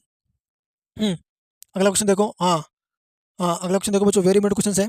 हाँ देखो, खंड बे, ये कौन सा आया, ये खंड बे आया बच्चों, सेक्शन सी, है ना। बोर्ड के पेपर के अंदर ऐसे ही आएगा आपके, खंड ए, खंड बी, खंड सी। तो अभी हमारा खंड आया सी, तो आपको खंड ए में कितने क्वेश्चन होंगे, है ना, खंड बे में कितने क्वेश्चन होंगे, और खंड सी में कितने क्वेश्चन होंगे, सी में कितने क्वेश्चन होंगे, ऐसे आपके वो पेपर चलेंगे, और ऐसे पेपरों के अंदर प्रश्न होंगे, और उन प्रश्नों को आपको ए बे से समझते होंगे, उन समझ उस ए बे के अनुसार ही आपको प्रश्नों को हल करना होगा, है ना। देखिए देखिए बच्चों, क्वेश्चन देखिए, खंड ए सेक्शन सी, है ना, निम्न प्रश्नों के उत्तर 60 से 80 शब्दों में दीजिए। यानी जो जितने भी जो प्रश्न है ना बच्चों, इनको आपको कितने में, यानी 60 से 80 शब्दों में इनका उत्तर आपको देने हैं, ठीक है। पर मैंने इनको कम शब्दों में इसलिए लिया है ताकि आप इसको समझ सको, है ना। देखिए बच्चों, देखिए अब देखो प्रश्न देखिए, आप राजस्व घाटा राजकोषीय घाटा को समझाइए, राजस्व घाटा और राजकोषीय घाटा को समझाइए। अब देखो, मैंने ये कम परिभाषा इसलिए ली है ताकि फर्स्ट में यदि आप जब अच्छी परिभाषा लिखोगे ना, और उसके नीचे यदि आप कुछ आपके अनुभव के आधार पर लिख दोगे, तो भी आपको परीक्षार्थी जो पेपर में लिखेगा, शिक्षक आपको उसको अच्छे नंबर दे देगा, क्योंकि आपने फर्स्ट में अच्छा लिखा, तो फर्स्ट की कुछ 4 पंक्तियां पढ़ने के बाद ही फिर वो डिसीजन लेते हैं कि इसको इसमें इस प्रश्न के अंदर कितना राइट और कितना गलत है। देखिए अगला क्वेश्चन देखिए, अब देखिए इसका उत्तर देखिए हमारा, राजस्व घाटा सरकार के राजस्व व्यय की राजस्व प्राप्तियों पर अधिकता को दर्शाता है। क्या करता है, सरकार जो राजस्व घाटा है, ये राजस्व घाटा क्या करता है, सरकार के राजस्व व्यय की, यानी राजस्व खर्च की, यानी उसकी राजस्व जो खर्च की राजस्व प्राप्तियों पर अधिकता को दर्शाता है, उसकी अधिकता को यानी खर्च पर उसकी प्राप्तियाँ। जैसे मान लीजिए सरकार ने 50,000 रुपये की ऋण माफी की घोषणा कर दी, है ना? 50,000 रुपये की ऋण माफी की घोषणा कर दी और उस सरकार को उस ऋण माफी से लाख रुपए की प्राप्ति हो रही है ना? अधिकता हो रही है ना? यानी खर्च कितना हो रहा है? 50,000 रुपये, प्राप्ति कितनी हो रही है? 1 लाख रुपए की। तो सरकार को क्या हो गया? अपने राजस्व के अंदर मुनाफा हुआ, है ना? उसके अंदर उसमें वृद्धि हुई उसकी कीमत में। आया समझ में? अगला क्वेश्चन देखिए, जब अब देखो राजकोषीय, है ना? जब राजकोषीय घाटा कुल व्यय यानी कुल खर्च जिसमें उधार को शामिल नहीं नहीं किया जाए कि कुल प्राप्तियां पर अधिकता को दर्शाता है। यानी जिसमें कुल व्यय यानी जो कुल खर्च होता है उस कुल खर्च में कुल व्यय शामिल नहीं किया जाए, यानी जो कुल खर्च होता है ना बच्चों, उस कुल खर्च के अंदर कुल व्यय को शामिल, उस कुल खर्च के अंदर जो उधार की राशि होती है उसको शामिल नहीं कर कर फिर उसका जो कलेक्शन किया जाता है वो हमारा क्या हो गया? वही हमारा राजकोषीय घाटा का, वो उसमें जो कुल प्राप्तियां होती है उसके ऊपर अधिकतम को दर्शाता है। सारे क्वेश्चन इंपोर्टेंट है बच्चों, परिभाषा ही सरल है। आपको सिर्फ इन प्रश्नों में कुछ नहीं करना है, आपको सिर्फ ये पहली जो परिभाषा है इनको आपको अच्छे से समझना है, इनको समझ के आपको ये याद करना है, इनको आपको बोर्ड के अंदर फर्स्ट में लिखना है। उसके बाद यदि आपको इस 60 से 70 शब्दों के अंदर उत्तर मांग रहा है तो फिर उसके बाद आप प्रश्नों के अंदर आपके अनुभव से भी लिख दोगे ना, तो कॉपी चेक करने वाला प्रथम पंक्तियां देखता है और प्रथम पंक्तियां देखते ही आपके नंबर को डिसाइड करता है कि किसको इस प्रश्न के अंदर कितने नंबर देने चाहिए। आया समझ में? हाँ, स्क्रीनशॉट लो सब बच्चे, फिर आगे चलते हैं। देखो ये खंड, ये हमारा जो सेक्शन है, ये सेक्शन हमारा सी चल रहा है। और देखो बच्चों, ये प्रत्येक, देखो इधर देखो, ये सारे जो प्रश्न है ना 3 नंबर के आएंगे। कितने आएंगे? सारे क्वेश्चन जो होंगे वो 3 नंबर के रहने वाले हैं। ये सारे कितने नंबर के रहने वाले? 3 नंबर के प्रश्न आएंगे आपके खंड बे से। खंड बे से 3 नंबर के प्रश्न आएंगे। हाँ, अगला क्वेश्चन देखो। देखो सबसे महत्वपूर्ण और सबसे जोरदार और सबसे भावुक जो सीरीज है ये हमारी अर्थशास्त्र की ज्ञान की क्लासेस पर सबसे महत्वपूर्ण सीरीज है ना। अब ज्ञान की क्लासेस से बने रहिएगा। हाँ, और यदि आप चाहते हो ना कि देखो बच्चों, ज्ञान एक ही क्लासेज जो है ना, ज्ञान एक ही क्लासेज एक ऐसी क्लासेज है जिस क्लासेज के माध्यम से आप अर्थशास्त्र की और आने वाली आगामी जो प्रतियोगी परीक्षाएं होती है उनके लिए आप अच्छे से तैयारी कर पाओगे। तो बस मुझे काफ़ी समय लगता है इन प्रश्नों को बनाने में, इन प्रश्नों को सोल्व करने में, इन प्रश्नों की सीरीजें बनाने में पूरा पूरा दिन लग जाता है बच्चों। और इतनी मेहनत किसके लिए? सिर्फ आपके लिए, ताकि आप बोर्ड के अंदर कुछ अच्छा कर पाओ, है ना? ताकि आप अपने सपनों को साकार कर पाओ, अपने माता पिता, अपने प्रियजनों को, अपने भाई बहन, है ना, उन सबको आप अपनी बहादुरी और अपनी परीक्षा का जो परिणाम दिखाते हुए आपको प्रसन्नता हो, है ना? आपके लिए वो खुश हो, आप उनको खुश कर पाओ, है ना? तो मैं चाहता हूँ ये सिर्फ़ इन सब का जो निचोड़ है बच्चों, इन सब के पीछे जो उद्देश्य है मेरा, वो उद्देश्य मेरा यही है, सिर्फ़ आपकी सफलता, सिर्फ़ आपकी प्रसन्नता। बस मैं कुछ चाहता नहीं हूँ ज़्यादा आपसे, बस मेरी उम्मीद यही रहती है कि आप ज्ञान है की जो क्लासेज़ है, इस चैनल में जितने जुड़ने वाले विद्यार्थी हैं, आप इस चैनल को सिर्फ़ कुछ नहीं चाहिए, बस आपको सिर्फ़ एक जैसे मान लीजिए यदि मैं आपके लिए इतनी मेहनत करता हूँ, तो मेरे लिए आप एक छोटी-सी मेहनत कीजिए, और वो छोटी-सी मेहनत ये है कि आप सिर्फ़ इस ज्ञान है की क्लासेज़ को, यदि आपका यदि इच्छा हो, यदि आपका दिल कहता है कि नहीं, सर के लिए, सर ने इतनी मेहनत की है, तो मेरी ओर से मैं सर को एक सब्सक्राइब मेरी ओर बनता है। तो मेरी आपसे एक सिर्फ़ इतनी निवेदन रहेगा कि आप ज्ञान की क्लासेज़ को सब्सक्राइब कीजिए और अन्य लोगों को भी सब्सक्राइब करने की प्रेरणा दीजिए। बस इतनी उम्मीद रहेगी आपसे। यदि आपको लगता है कि नहीं सब्सक्राइब करना चाहिए, तो आप कीजिए, और यदि आपको लगता है कि नहीं करना चाहिए, तो फिर वो आपके ऊपर है। जैसा आपको उचित लगे वैसा कीजिए, है ना बच्चों? पर मेरी उम्मीद यही रहेगी कि आपसे आशा रहेगी कि आप इस ज्ञान की क्लासेज़ को सब्सक्राइब कीजिए, और ज़्यादा से ज़्यादा आप इस क्लासेज़ को दूसरे जो हमारे विद्यार्थी, हमारे भाई-बहन हैं, उनको भी इस क्लास से जुड़ने का आप उनसे अनुरोध कर सकते हैं, या फिर उनको आप प्रेरणा दे सकते हैं कि सर आप भी बच्चों आप भी आइए और आप इस ज्ञान की क्लासेस के माध्यम से आप भी कुछ अच्छा कीजिए, है ना? आप इस पे अध्ययन करके आप भी अपने सपनों को साकार, अपने अरमानों को साकार कीजिए और अपने भविष्य को उज्जवल बनाइए। ये प्रेरणा आप भी दूसरे बच्चों को दें, ताकि वो बच्चे भी इधर-उधर ना भटक कर बस सरलतम परिभाषा में ज्ञान की क्लासेस के माध्यम से अच्छे से पढ़ लें, है ना? अच्छे से कुछ समझ लें और अपने बोर्ड एग्जाम के अंदर कुछ कमाल-धमाल कर लें, है ना बच्चों? तो बस आपसे उम्मीद रहेगी कि आप लाइक और सब्सक्राइब बनाए रखिएगा, है ना? हाँ, देखिए अगला क्वेश्चन देखिए बच्चों, खुली अर्थव्यवस्था। देखो वेरी इंपॉर्टेंट क्वेश्चन है बच्चों, 3 नंबर का क्वेश्चन आ सकता है हमारे। 3 नंबर का क्वेश्चन आ सकता है कि खुली अर्थव्यवस्था और बंद अर्थव्यवस्था में अंतर स्पष्ट कीजिए। यानी खुली अर्थव्यवस्था, प्रश्न आ सकता है खुली अर्थव्यवस्था और बंद अर्थव्यवस्था में अंतर स्पष्ट कीजिए। अब देखो मैंने सरल शब्दों में ये परिभाषा ली है आपके लिए। ये खुली अर्थव्यवस्था, ये होगी हमारी बंद अर्थव्यवस्था। अब देखिए, खुली अर्थव्यवस्था का शेष विश्व से आर्थिक संबंध, यानी खुली अर्थव्यवस्था का शेष विश्व से आर्थिक संबंध, यानी विश्व के आर्थिक, यहाँ पर क्या आएगा बच्चों ना, खुली अर्थव्यवस्था का शेष विश्व के आर्थिक संबंध होता है। विश्व का, है ना? विश्व का या का आएगा बच्चों, विश्व का आर्थिक संबंध होता है। और ये देखो बंद अर्थव्यवस्था का शेष विश्व से कोई आर्थिक संबंध नहीं होता, यानी विश्व का कोई आर्थिक संबंध नहीं होता, है ना? चलो आप इसको सही रहने दीजिए बच्चों। हाँ, आप इसको दोबारा पढ़िए। हाँ, देखिए डेफिनेशन मैंने समझ के लिए, गलती मैंने नहीं की है। हाँ, देखिए खुली अर्थव्यवस्था का शेष, यानी खुली अर्थव्यवस्था का शेष विश्व से, जो इसका जो शेष होता है, यानी इसका जो शेष होता है, यानी इसमें जो शेष बचता है, ये शेष बचता है, वो विश्व से आर्थिक संबंध, उसका विश्व से आर्थिक संबंध होता है। उसका किसके संबंध होता है? उसका विश्व से आर्थिक संबंध होता है, और इसमें विश्व से आर्थिक आर्थिक संबंध नहीं होता है। आया समझ में? अब देखिए, खुली अर्थव्यवस्था खुली अर्थव्यवस्था में विकास की संभावना अधिक होती है, यानी इसके अंदर विकास की जो संभावनाएं होती है वो अधिक होती है, और इसके अंदर विकास की संभावनाएं कम होती है। ठीक है बच्चों, देखो कितना इंपॉर्टेंट क्वेश्चन है। अगला देखिए, इसमें घरेलू आय तथा राष्ट्रीय आय में अंतर होता है, और इसमें घरेलू आय तथा राष्ट्रीय आय में समानता होती है। इसमें घरेलू आय तथा राष्ट्रीय आय में क्या होती है, समानता होती है, समानता होती है।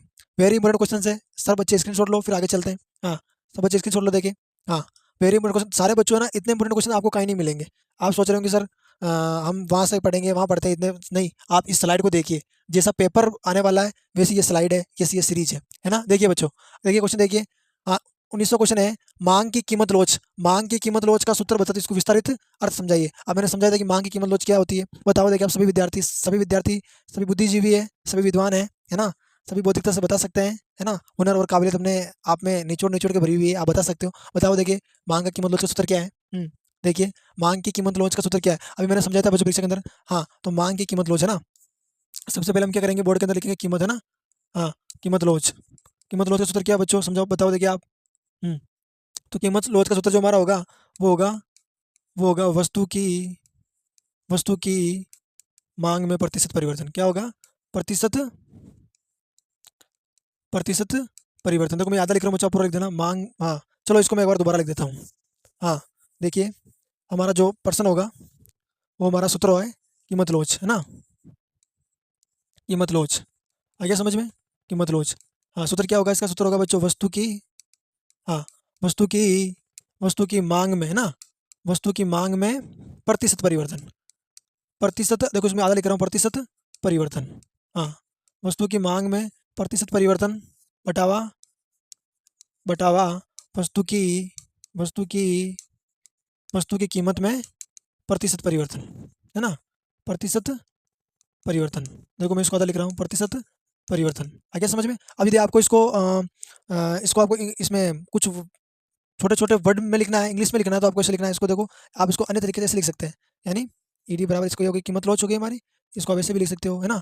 Q1, है ना, Q0 बटावा Q0, है ना। फिर ये हो गया आपकी P1, है ना, ये हो गया आपकी P0 बटावा P0। आप इसको इस प्रकार से भी लिख सकते हैं, है ना। इसका मतलब क्या होगा, इसका मतलब होगी हमारी पहले की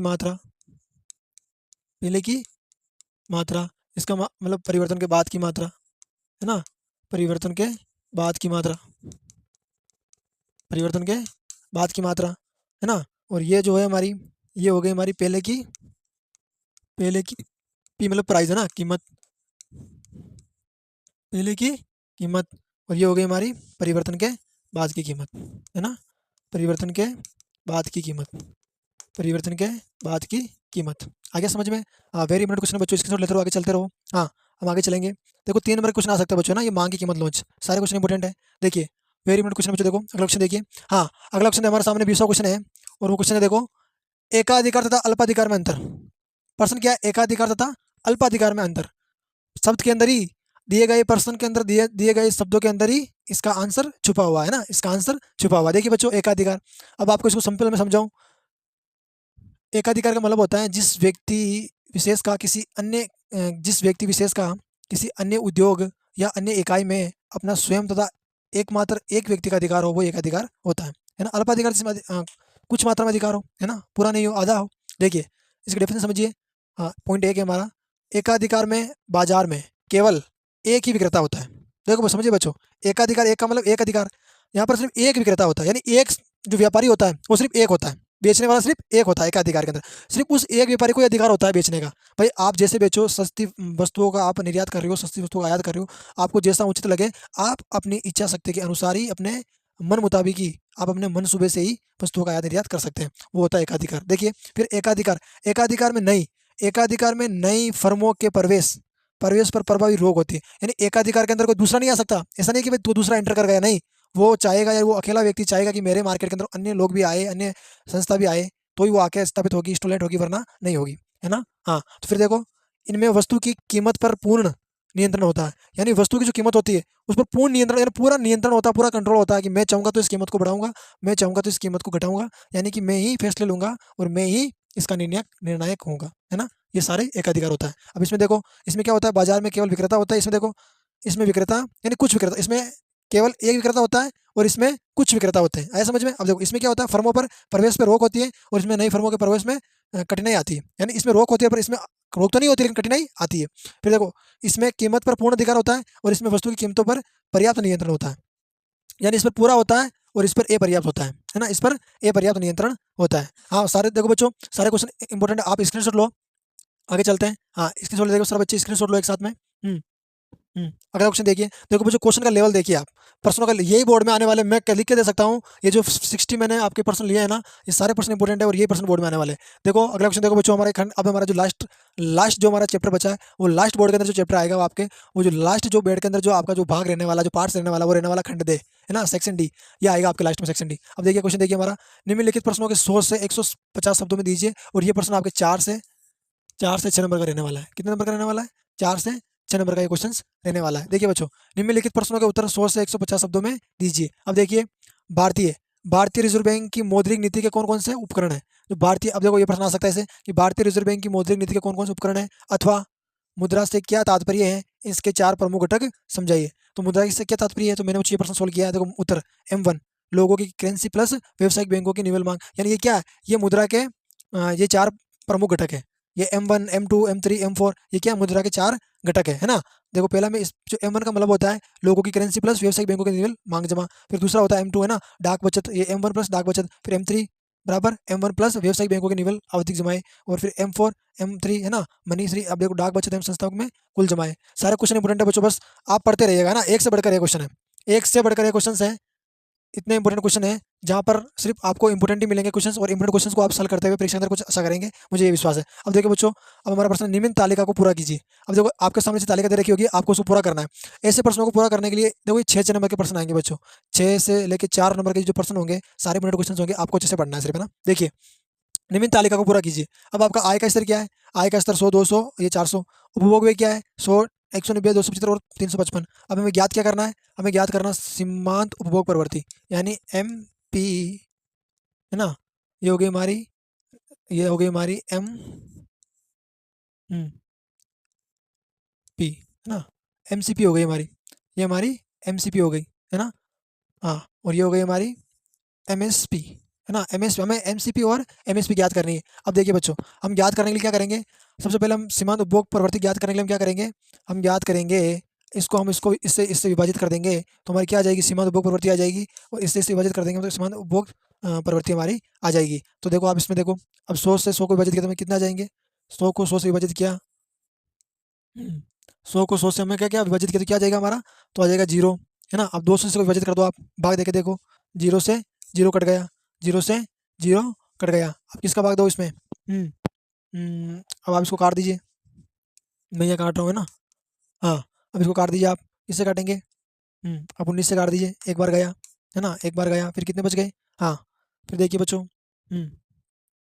एक बच गया, है ना, फिर एक बच गया, फिर इसमें आप इसमें भाग दोगे, एक में नहीं जाएगा, पॉइंट लगाया, है ना, पॉइंट उतारा, पॉइंट उतारा, यहाँ पे जीरो उतारेंगे फिर भी नहीं जाएगा, फिर यहाँ जीरो उतारेंगे, फिर यहाँ पर भी जीरो उतारेंगे, फिर आप इसके अंदर भाग दो देखें, फिर आप इसके अंदर भाग दो, तो ये हमारे चला जाएगा, इसमें देखिए आप, अ, ये आ जाएंगे हमारे, हम्म, तो ये आ जाएंगे हमारे 5, यानी कि कुल मिला के इसका जो हमारा आंसर आ जाएगा वो एक और कुछ, हाँ ये, फिर देखो, यानी कि यानी कि 1.59 इसका जो हमारा आंसर आ जाएगा। फिर देखिए आप, ये 300 है ना, फिर इसको भाग दे देंगे हम, तो इसका जब हम भाग देंगे, इसका जब हम भाग देंगे बच्चों, तो इसका जब हम भाग देंगे, जब हम इसको 300 विभाजित 275 करेंगे तो हम क्या करेंगे? 300, है ना, 300 बटावा 775, तो हम क्या करेंगे? हम क्या करेंगे बच्चों? सबसे पहले आप जीरो को हटा दो और पॉइंट लगा दो, आया समझ में? फिर इसको विभाजित कर दो आप, तो एकम दो, एक बार गया, है ना, एक बच गया, फिर पॉइंट लगाया, फिर जीरो, तो इसका जो हमारा आंसर आ जाएगा वो हो जाएगा 1.10, है ना, 1.01। हाँ देखो, लगभग लगभग, मैं बच्चों एग्जिट नहीं ले रहा हूँ, मैं आपको समझाने के लिए समय का अभाव देखते हुए मैं आपको ये समझा रहा हूँ डायरेक्टली, है ना। फिर देखिए आप, फिर देखिए, ये आ जाएंगे आपके 300, ये आ जाएंगे आपके 400, है ना, 355, पॉइंट लगा दीजिए, फिर ये आ जाएंगे, इसको भाग दे दीजिए आपके एक, फिर ये पॉइंट आ जाएगा, है ना, फिर आपके 3 आ गए, तो ये आ जाएंगे आपके कुछ ऐसे पर्सन, हाँ, लगभग-लगभग ये आएँगे बच्चों, मैं लगभग-लगभग ले रहा हूँ ना, एग्ज़ैक्ट नहीं आएँगे ये, आप उसको ढंग से देख के देखना, समय का लिहाज़ करते हुए मैं जल्दी से कर रहा हूँ। फिर जो हमारी एम से इसमें -1 कर देंगे, अब इसमें 1 घटा देंगे, तो हमारे ये बच जाएँगे 0.5 है ना? अच्छा हाँ, फिर ये हमारे इसमें घटा देंगे तो फिर ये हमारे बचेंगे 0.10 है ना? फिर ये हमारे बचेंगे 0.30। इस प्रकार से हमारी ये सीमांत उपभोग प्रवृत्ति और सीमांत बचत प्रवृत्ति ज्ञात होगी। कहने का तात्पर्य ये है कि आय का स्तर और उपभोग व्यय आपस में विभाजित करते हैं, तो हमारी सीमांत उपभोग बचत प्रवृत्ति होती है, और जब सीमांत बचत प्रवृत्ति से हम -A करते हैं, तो हमारी सीमांत उपभोग प्रवृत्ति में से -A करने पर हमारी सीमांत बचत प्रवृत्ति अर्थात -1 यानी एमसीपी में से, यानी मार्जिनल कंज्यूम परसोनसिटी है ना, परसोलसिटी जो होती है हमारी प्रवृत्ति, उसमें से हम 1 घटाने पर हमारी एमएसपी आ जाती है। आ गया समझ में? वेरी इंपॉर्टेंट क्वेश्चन है। सब बच्चे स्क्रीनशॉट लो, फिर आगे चलते हैं। देखो सारे क्वेश्चन इंपॉर्टेंट है बच्चों, इतने इंपॉर्टेंट क्वेश्चन आपको कहीं नहीं मिले। हाँ बच्चों, देखिए अगला क्वेश्चन लाने से पहले आपके लिए विशेष सूचना है। ज्ञान यज्ञ क्लासेज आप जब यूट्यूब पे सर्च करते हो बच्चों, तो ज्ञान यज्ञ क्लासेज क्या एक नवीन चैनल है, एक अभी नया जनरेट चैनल है, वो सर्च बार में बहुत कम आ रहा है। इसका कारण यही है क्योंकि अभी एक नया चैनल है और उसपे कम हमने रिकॉर्डेड क्लासेस डाली है। तो आप यदि ज्ञान क्लासेज यज्ञ को यदि आप सर्च जब करते हो, तो उसको ज्ञान यज्ञ क्लासेस के माध्यम से सर्च बार में नहीं आएगा। आप ज्ञान यज्ञ क्लासेज अर्थशास्त्र बोलिए साथ में, है ना?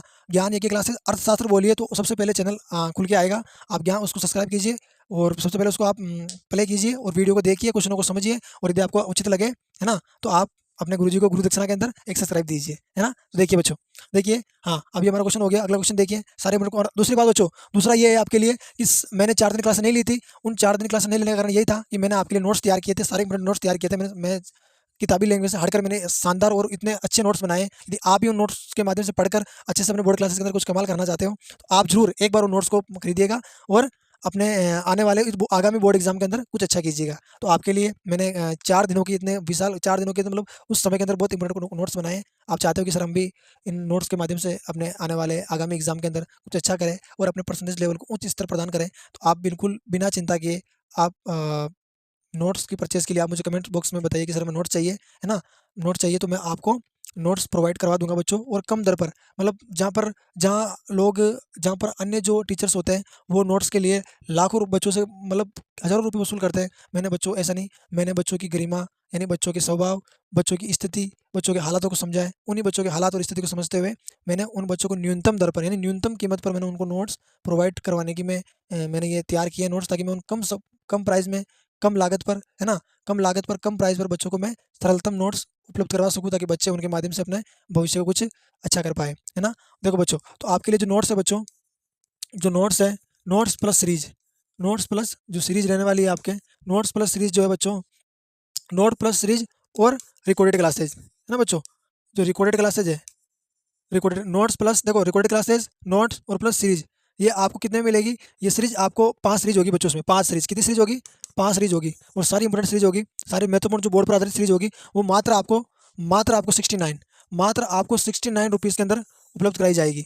मात्र 69 रुपीज़ के अंदर आपको ये तीनों सीरीज उपलब्ध कराई जाएगी। और ये रिकॉर्डेड क्लासेस तो आपको उसके अंदर आपको पता है, रिकॉर्डेड क्लासेस तो यूट्यूब पर आपको मिल ही जाएगी। और ये नोट्स और ये सीरीज, है ना? मात्र उसमें 5 सीरीज होगी आपके, ये 69 में मिलेगी। बहुत देखो बच्चों, अब सीरीज में आपको पता है, एक सीरीज बनाने में कम से कम पूरा दिन लग जाता है बच्चों, इतनी मेहनत करके हम सीरीज बनाते हैं, है ना? और वो सीरीज ऐसा नहीं कि बस ऐसे ही बना दिया, नहीं, पूरी सीरीज के अंदर आने वाले और पूरी सीरीज के अंदर जिन प्रश्नों का जिक्र होता है, उन प्रश्नों का जिक्र आने वाले आगामी जो बोर्ड होंगे, आने वाले जो पिछले जो बोर्ड हुए, है ना, पिछले बोर्ड के अंदर जो पेपर हुआ है, उन्हीं पेपर के समरूप मैंने क्वेश्चनों को लेकर उन सीरीज को तैयार किया था, कि आने वाली एग्जाम के अंदर भी आपके लिए ये जो सीरीज है वो आपके लिए एक कल्याणकारी साबित हो, है ना? इसलिए इतनी महत्वपूर्ण और इतने कम प्राइस के अंदर आपको कहीं नहीं मिलेगी। यदि आपने पूरी साल भी पढ़ाई नहीं की है, तो आप इस सीरीज और इस नोट के माध्यम से अच्छे से आप अपने पेपर के अंदर कुछ 4 चाँद लगा सकते हैं, है ना? तो देखो व्हाट्सएप नंबर जो है बच्चों, इसी व्हाट्सएप नंबर पर यदि आपको चाहिए, आपको यदि सीरीज चाहिए, नोट्स चाहिए, तो आप इसी व्हाट्सएप नंबर जो है 963686 और 200, ये व्हाट्सएप नंबर है बच्चों। इसी व्हाट्सएप नंबर पर आप मुझे बता दीजिएगा ना, कमेंट के माध्यम से बता दीजिएगा कि सर हमें नोट्स चाहिए, है ना? आप स्क्रीनशॉट आप फ़ोन पर 69 पे 60, यही आपके व्हाट्सएप नंबर है और यही आपके फ़ोन पे नंबर है ना? यही व्हाट्सएप नंबर है और यही फ़ोन पे नंबर है, ठीक है? यही फ़ोन पे नंबर है। हुँ। फ़ोन पे नंबर यही है और व्हाट्सएप नंबर भी यही है बच्चों। आपको इसी व्हाट्सएप नंबर के अंदर बताना है और पेमेंट की स्क्रीनशॉट लेके आपको भेज देना है, और फिर आपको ये नोट्स जो होंगे, ये नोट्स और सीरीज़ आपको प्रोवाइड कराई दी जाएगी, है ना? देखिए बच्चों, अब चलिए अगला क्वेश्चन।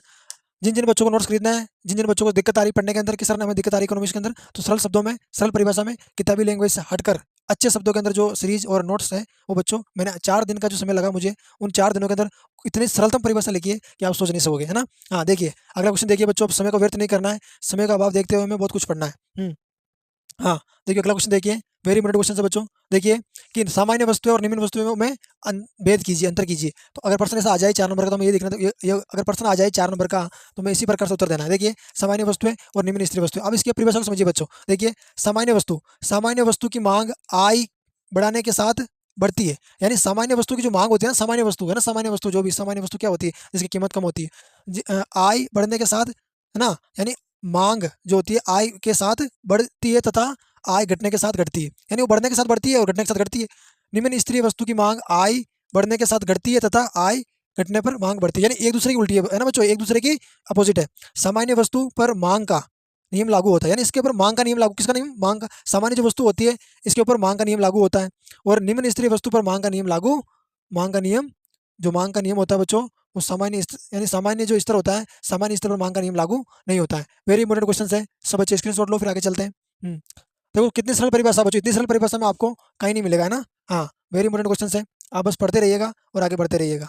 हम्म हाँ, देखिए बच्चों अगला क्वेश्चन देखिए। वेरी इंपॉर्टेंट क्वेश्चन है कि वे, अब देखो मुझे पर्सन जो आपका नो आ रहे हैं ना, ये नो नहीं है, ये आपके जो खंड बे, आप कहोगे सर ये पर्सन पहले 2200 आया था, 1900 वापस, नहीं नहीं, वो नहीं है। जैसे मान लीजिए आपके उसी खंड में से ये पर्सन आ जाएंगे, है ना, उसी खंड में से ये पर्सन आ जाएंगे। देखो ये पर्सन का जो स्लाइड है ना, ये क्या होगा कि क्रम से नहीं आई, है ना, क्रम से आने में इसको दिक्कत हुई थोड़ी सी, इसलिए क्रम से नहीं चलिए। देखिए वेस्टियर शास्त्र एवं सेमेस्टर शास्त्र में कोई दो अंतर स्पष्ट कीजिए। देखो वेरी इंपॉर्टेंट क्वेश्चन है, वेस्टियर शास्त्र और सेमेस्टर शास्त्र में कोई दो अंतर स्पष्ट कीजिए। देखिए बच्चों, देखिए, तो हमें ये देखो वेस्टियर शास्त्र और सेमेस्टर शास्त्र। वेस्टियर शास्त्र में अर्थव्यवस्था की व्यक्तिगत इकाइयों का अध्ययन किया जाता है, और इसमें क्या होता है, इसमें व्यापक और समग्र, इसमें व्यक्तिगत इकाइयों का और इसमें व्यापक और समग्र इकाइयों का अध्ययन किया जाता है। इसका संबंध कीमत विश्लेषण से और इसका संबंध आय विश्लेषण से। कितना इजी क्वेश्चन है ना, कितनी सरल परिभाषा है। हाँ, बस आप समझिएगा। देखो ये पर्सन है ना, ऊपर नीचे से लिए हुए हैं। हाँ, अब देखो, हाँ बच्चों, ये हमारा इसका, इस सीरीज का हमारा अंतिम और लास्ट पर्सन है, 23 पर्सन है इसके अंदर, ये 23वां पर्सन है हमारा, कि निम्न प्रश्नों को समझाइए। निम्न प्रश्नों को समझाएंगे, मांग शिफ्ट और मांग पूर्ति, मांग शिफ्ट और मांग पूर्ति। ये दोनों क्वेश्चन सरल क्वेश्चन है बच्चों।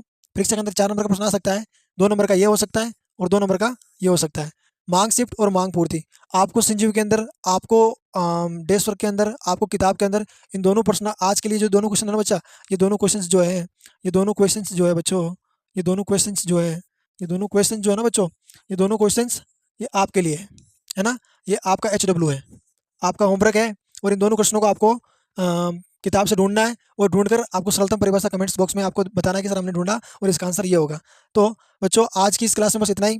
अब ऐसे ही क्लासों के साथ, ऐसे ही अद्भुत और दिव्य और शानदार क्लासों के साथ हम आने वाले दिनों के अंदर सीरीजों के माध्यम से पढ़ने वाले हैं। और अब बच्चों में ना रिवीजन तो करेंगे, लेकिन रिवीजन के साथ में, रिवीजन के साथ अब हम रिवीजन पार्ट के माध्यम से नहीं करेंगे, अब हम रिवीजन करेंगे सीरीज के माध्यम से। किस चैप्टर से कितने नंबर के क्वेश्चंस आएंगे, और उन चैप्टर के अंदर जो क्वेश्चंस आएंगे उनका लेवल सीरीज के अनुसार कैसे रहने वाला है, पेपर के अनुसार कैसे रहने वाला है, तो उसके अनुसार ही हम अब सीरीज के माध्यम से अध्ययन करेंगे।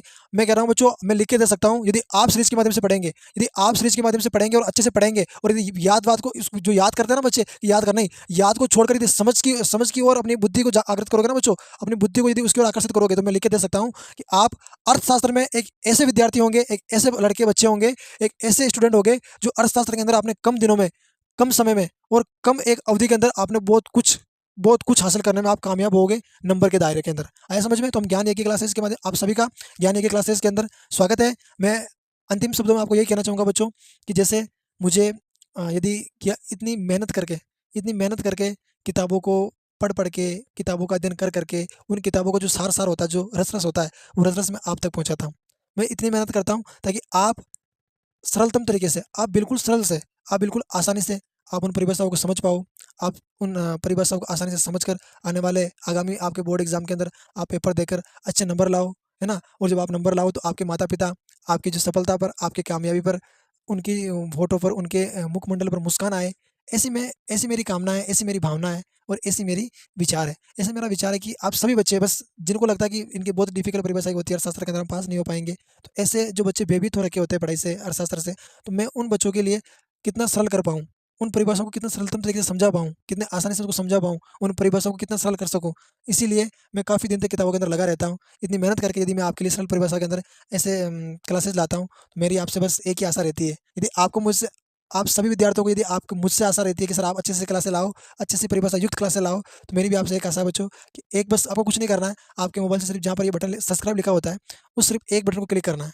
आप समझ लीजिए कि ये हमारे गुरुजी की मेहनत की एक तनख्वाह है। तनख्वाह जानते हो? उनकी मेहनत का एक फल है। हमारे गुरुजी ने इतनी मेहनत की है, तो गुरुजी की एक दक्षिणा के रूप में हमने उसको सब्सक्राइब, है ना? तो आपसे निवेदन है, यदि अभी तक यदि आपने ज्ञानी की क्लासेस को सब्सक्राइब नहीं किया है, यदि आप यदि अपने दिल यदि आपका दिल है ना, आपका हार्ट यदि आपका मन, आपकी इच्छा यदि हो कि नहीं सर को सब्सक्राइब करना चाहिए, तो आप ज़रूर कीजिए। और आने वाली ये तो सिर्फ ज्ञान की क्लासेस पे अर्थशास्त्र की क्लासेस चल रही है। आने वाले समय में हम बीएचटीसी की, है ना? बीएचटीसी, अग्निवीर और आने वाली सभी प्रतियोगी परीक्षा के अंदर हम यहाँ पर उन परीक्षाओं की तैयारी करवाएँगे और उन परीक्षाओं के माध्यम से और इस ज्ञानी की क्लासेस के माध्यम से आप अच्छा ज्ञान अर्जन करोगे और अपने भविष्य के अंदर आप ज़रूर कामयाब होगे। बस अब ज़्यादा मैं कुछ नहीं कहूँगा बच्चों, आने वाली क्लास की अब तैयारी करनी है और तैयारी करके उनको भी सरलतम तरीके से आप तक पहुँचाना है, इसके लिए तरह में जुटना पड़ेगा, है ना? आप भी लगे रहिएगा, आपके सर भी लगे हैं, बस आप एक उमंग से, एक इच्छा से, एक जोश से, एक होश से और एक मस्ती से पढ़ते रहिएगा और निश्चिंत हो जाइए। ज्ञान ये की क्लासेज पर बस विश्वास करके आप पढ़ते रहिएगा, मैं लिख के दे सकता हूँ, आपके आने वाले बोर्ड एग्ज़ाम के अंदर सारे क्वेश्चंस इसी क्लासेस के माध्यम से मिलेंगे, ये मैं विश्वास से कहता हूँ, आप भी विश्वास कीजिए।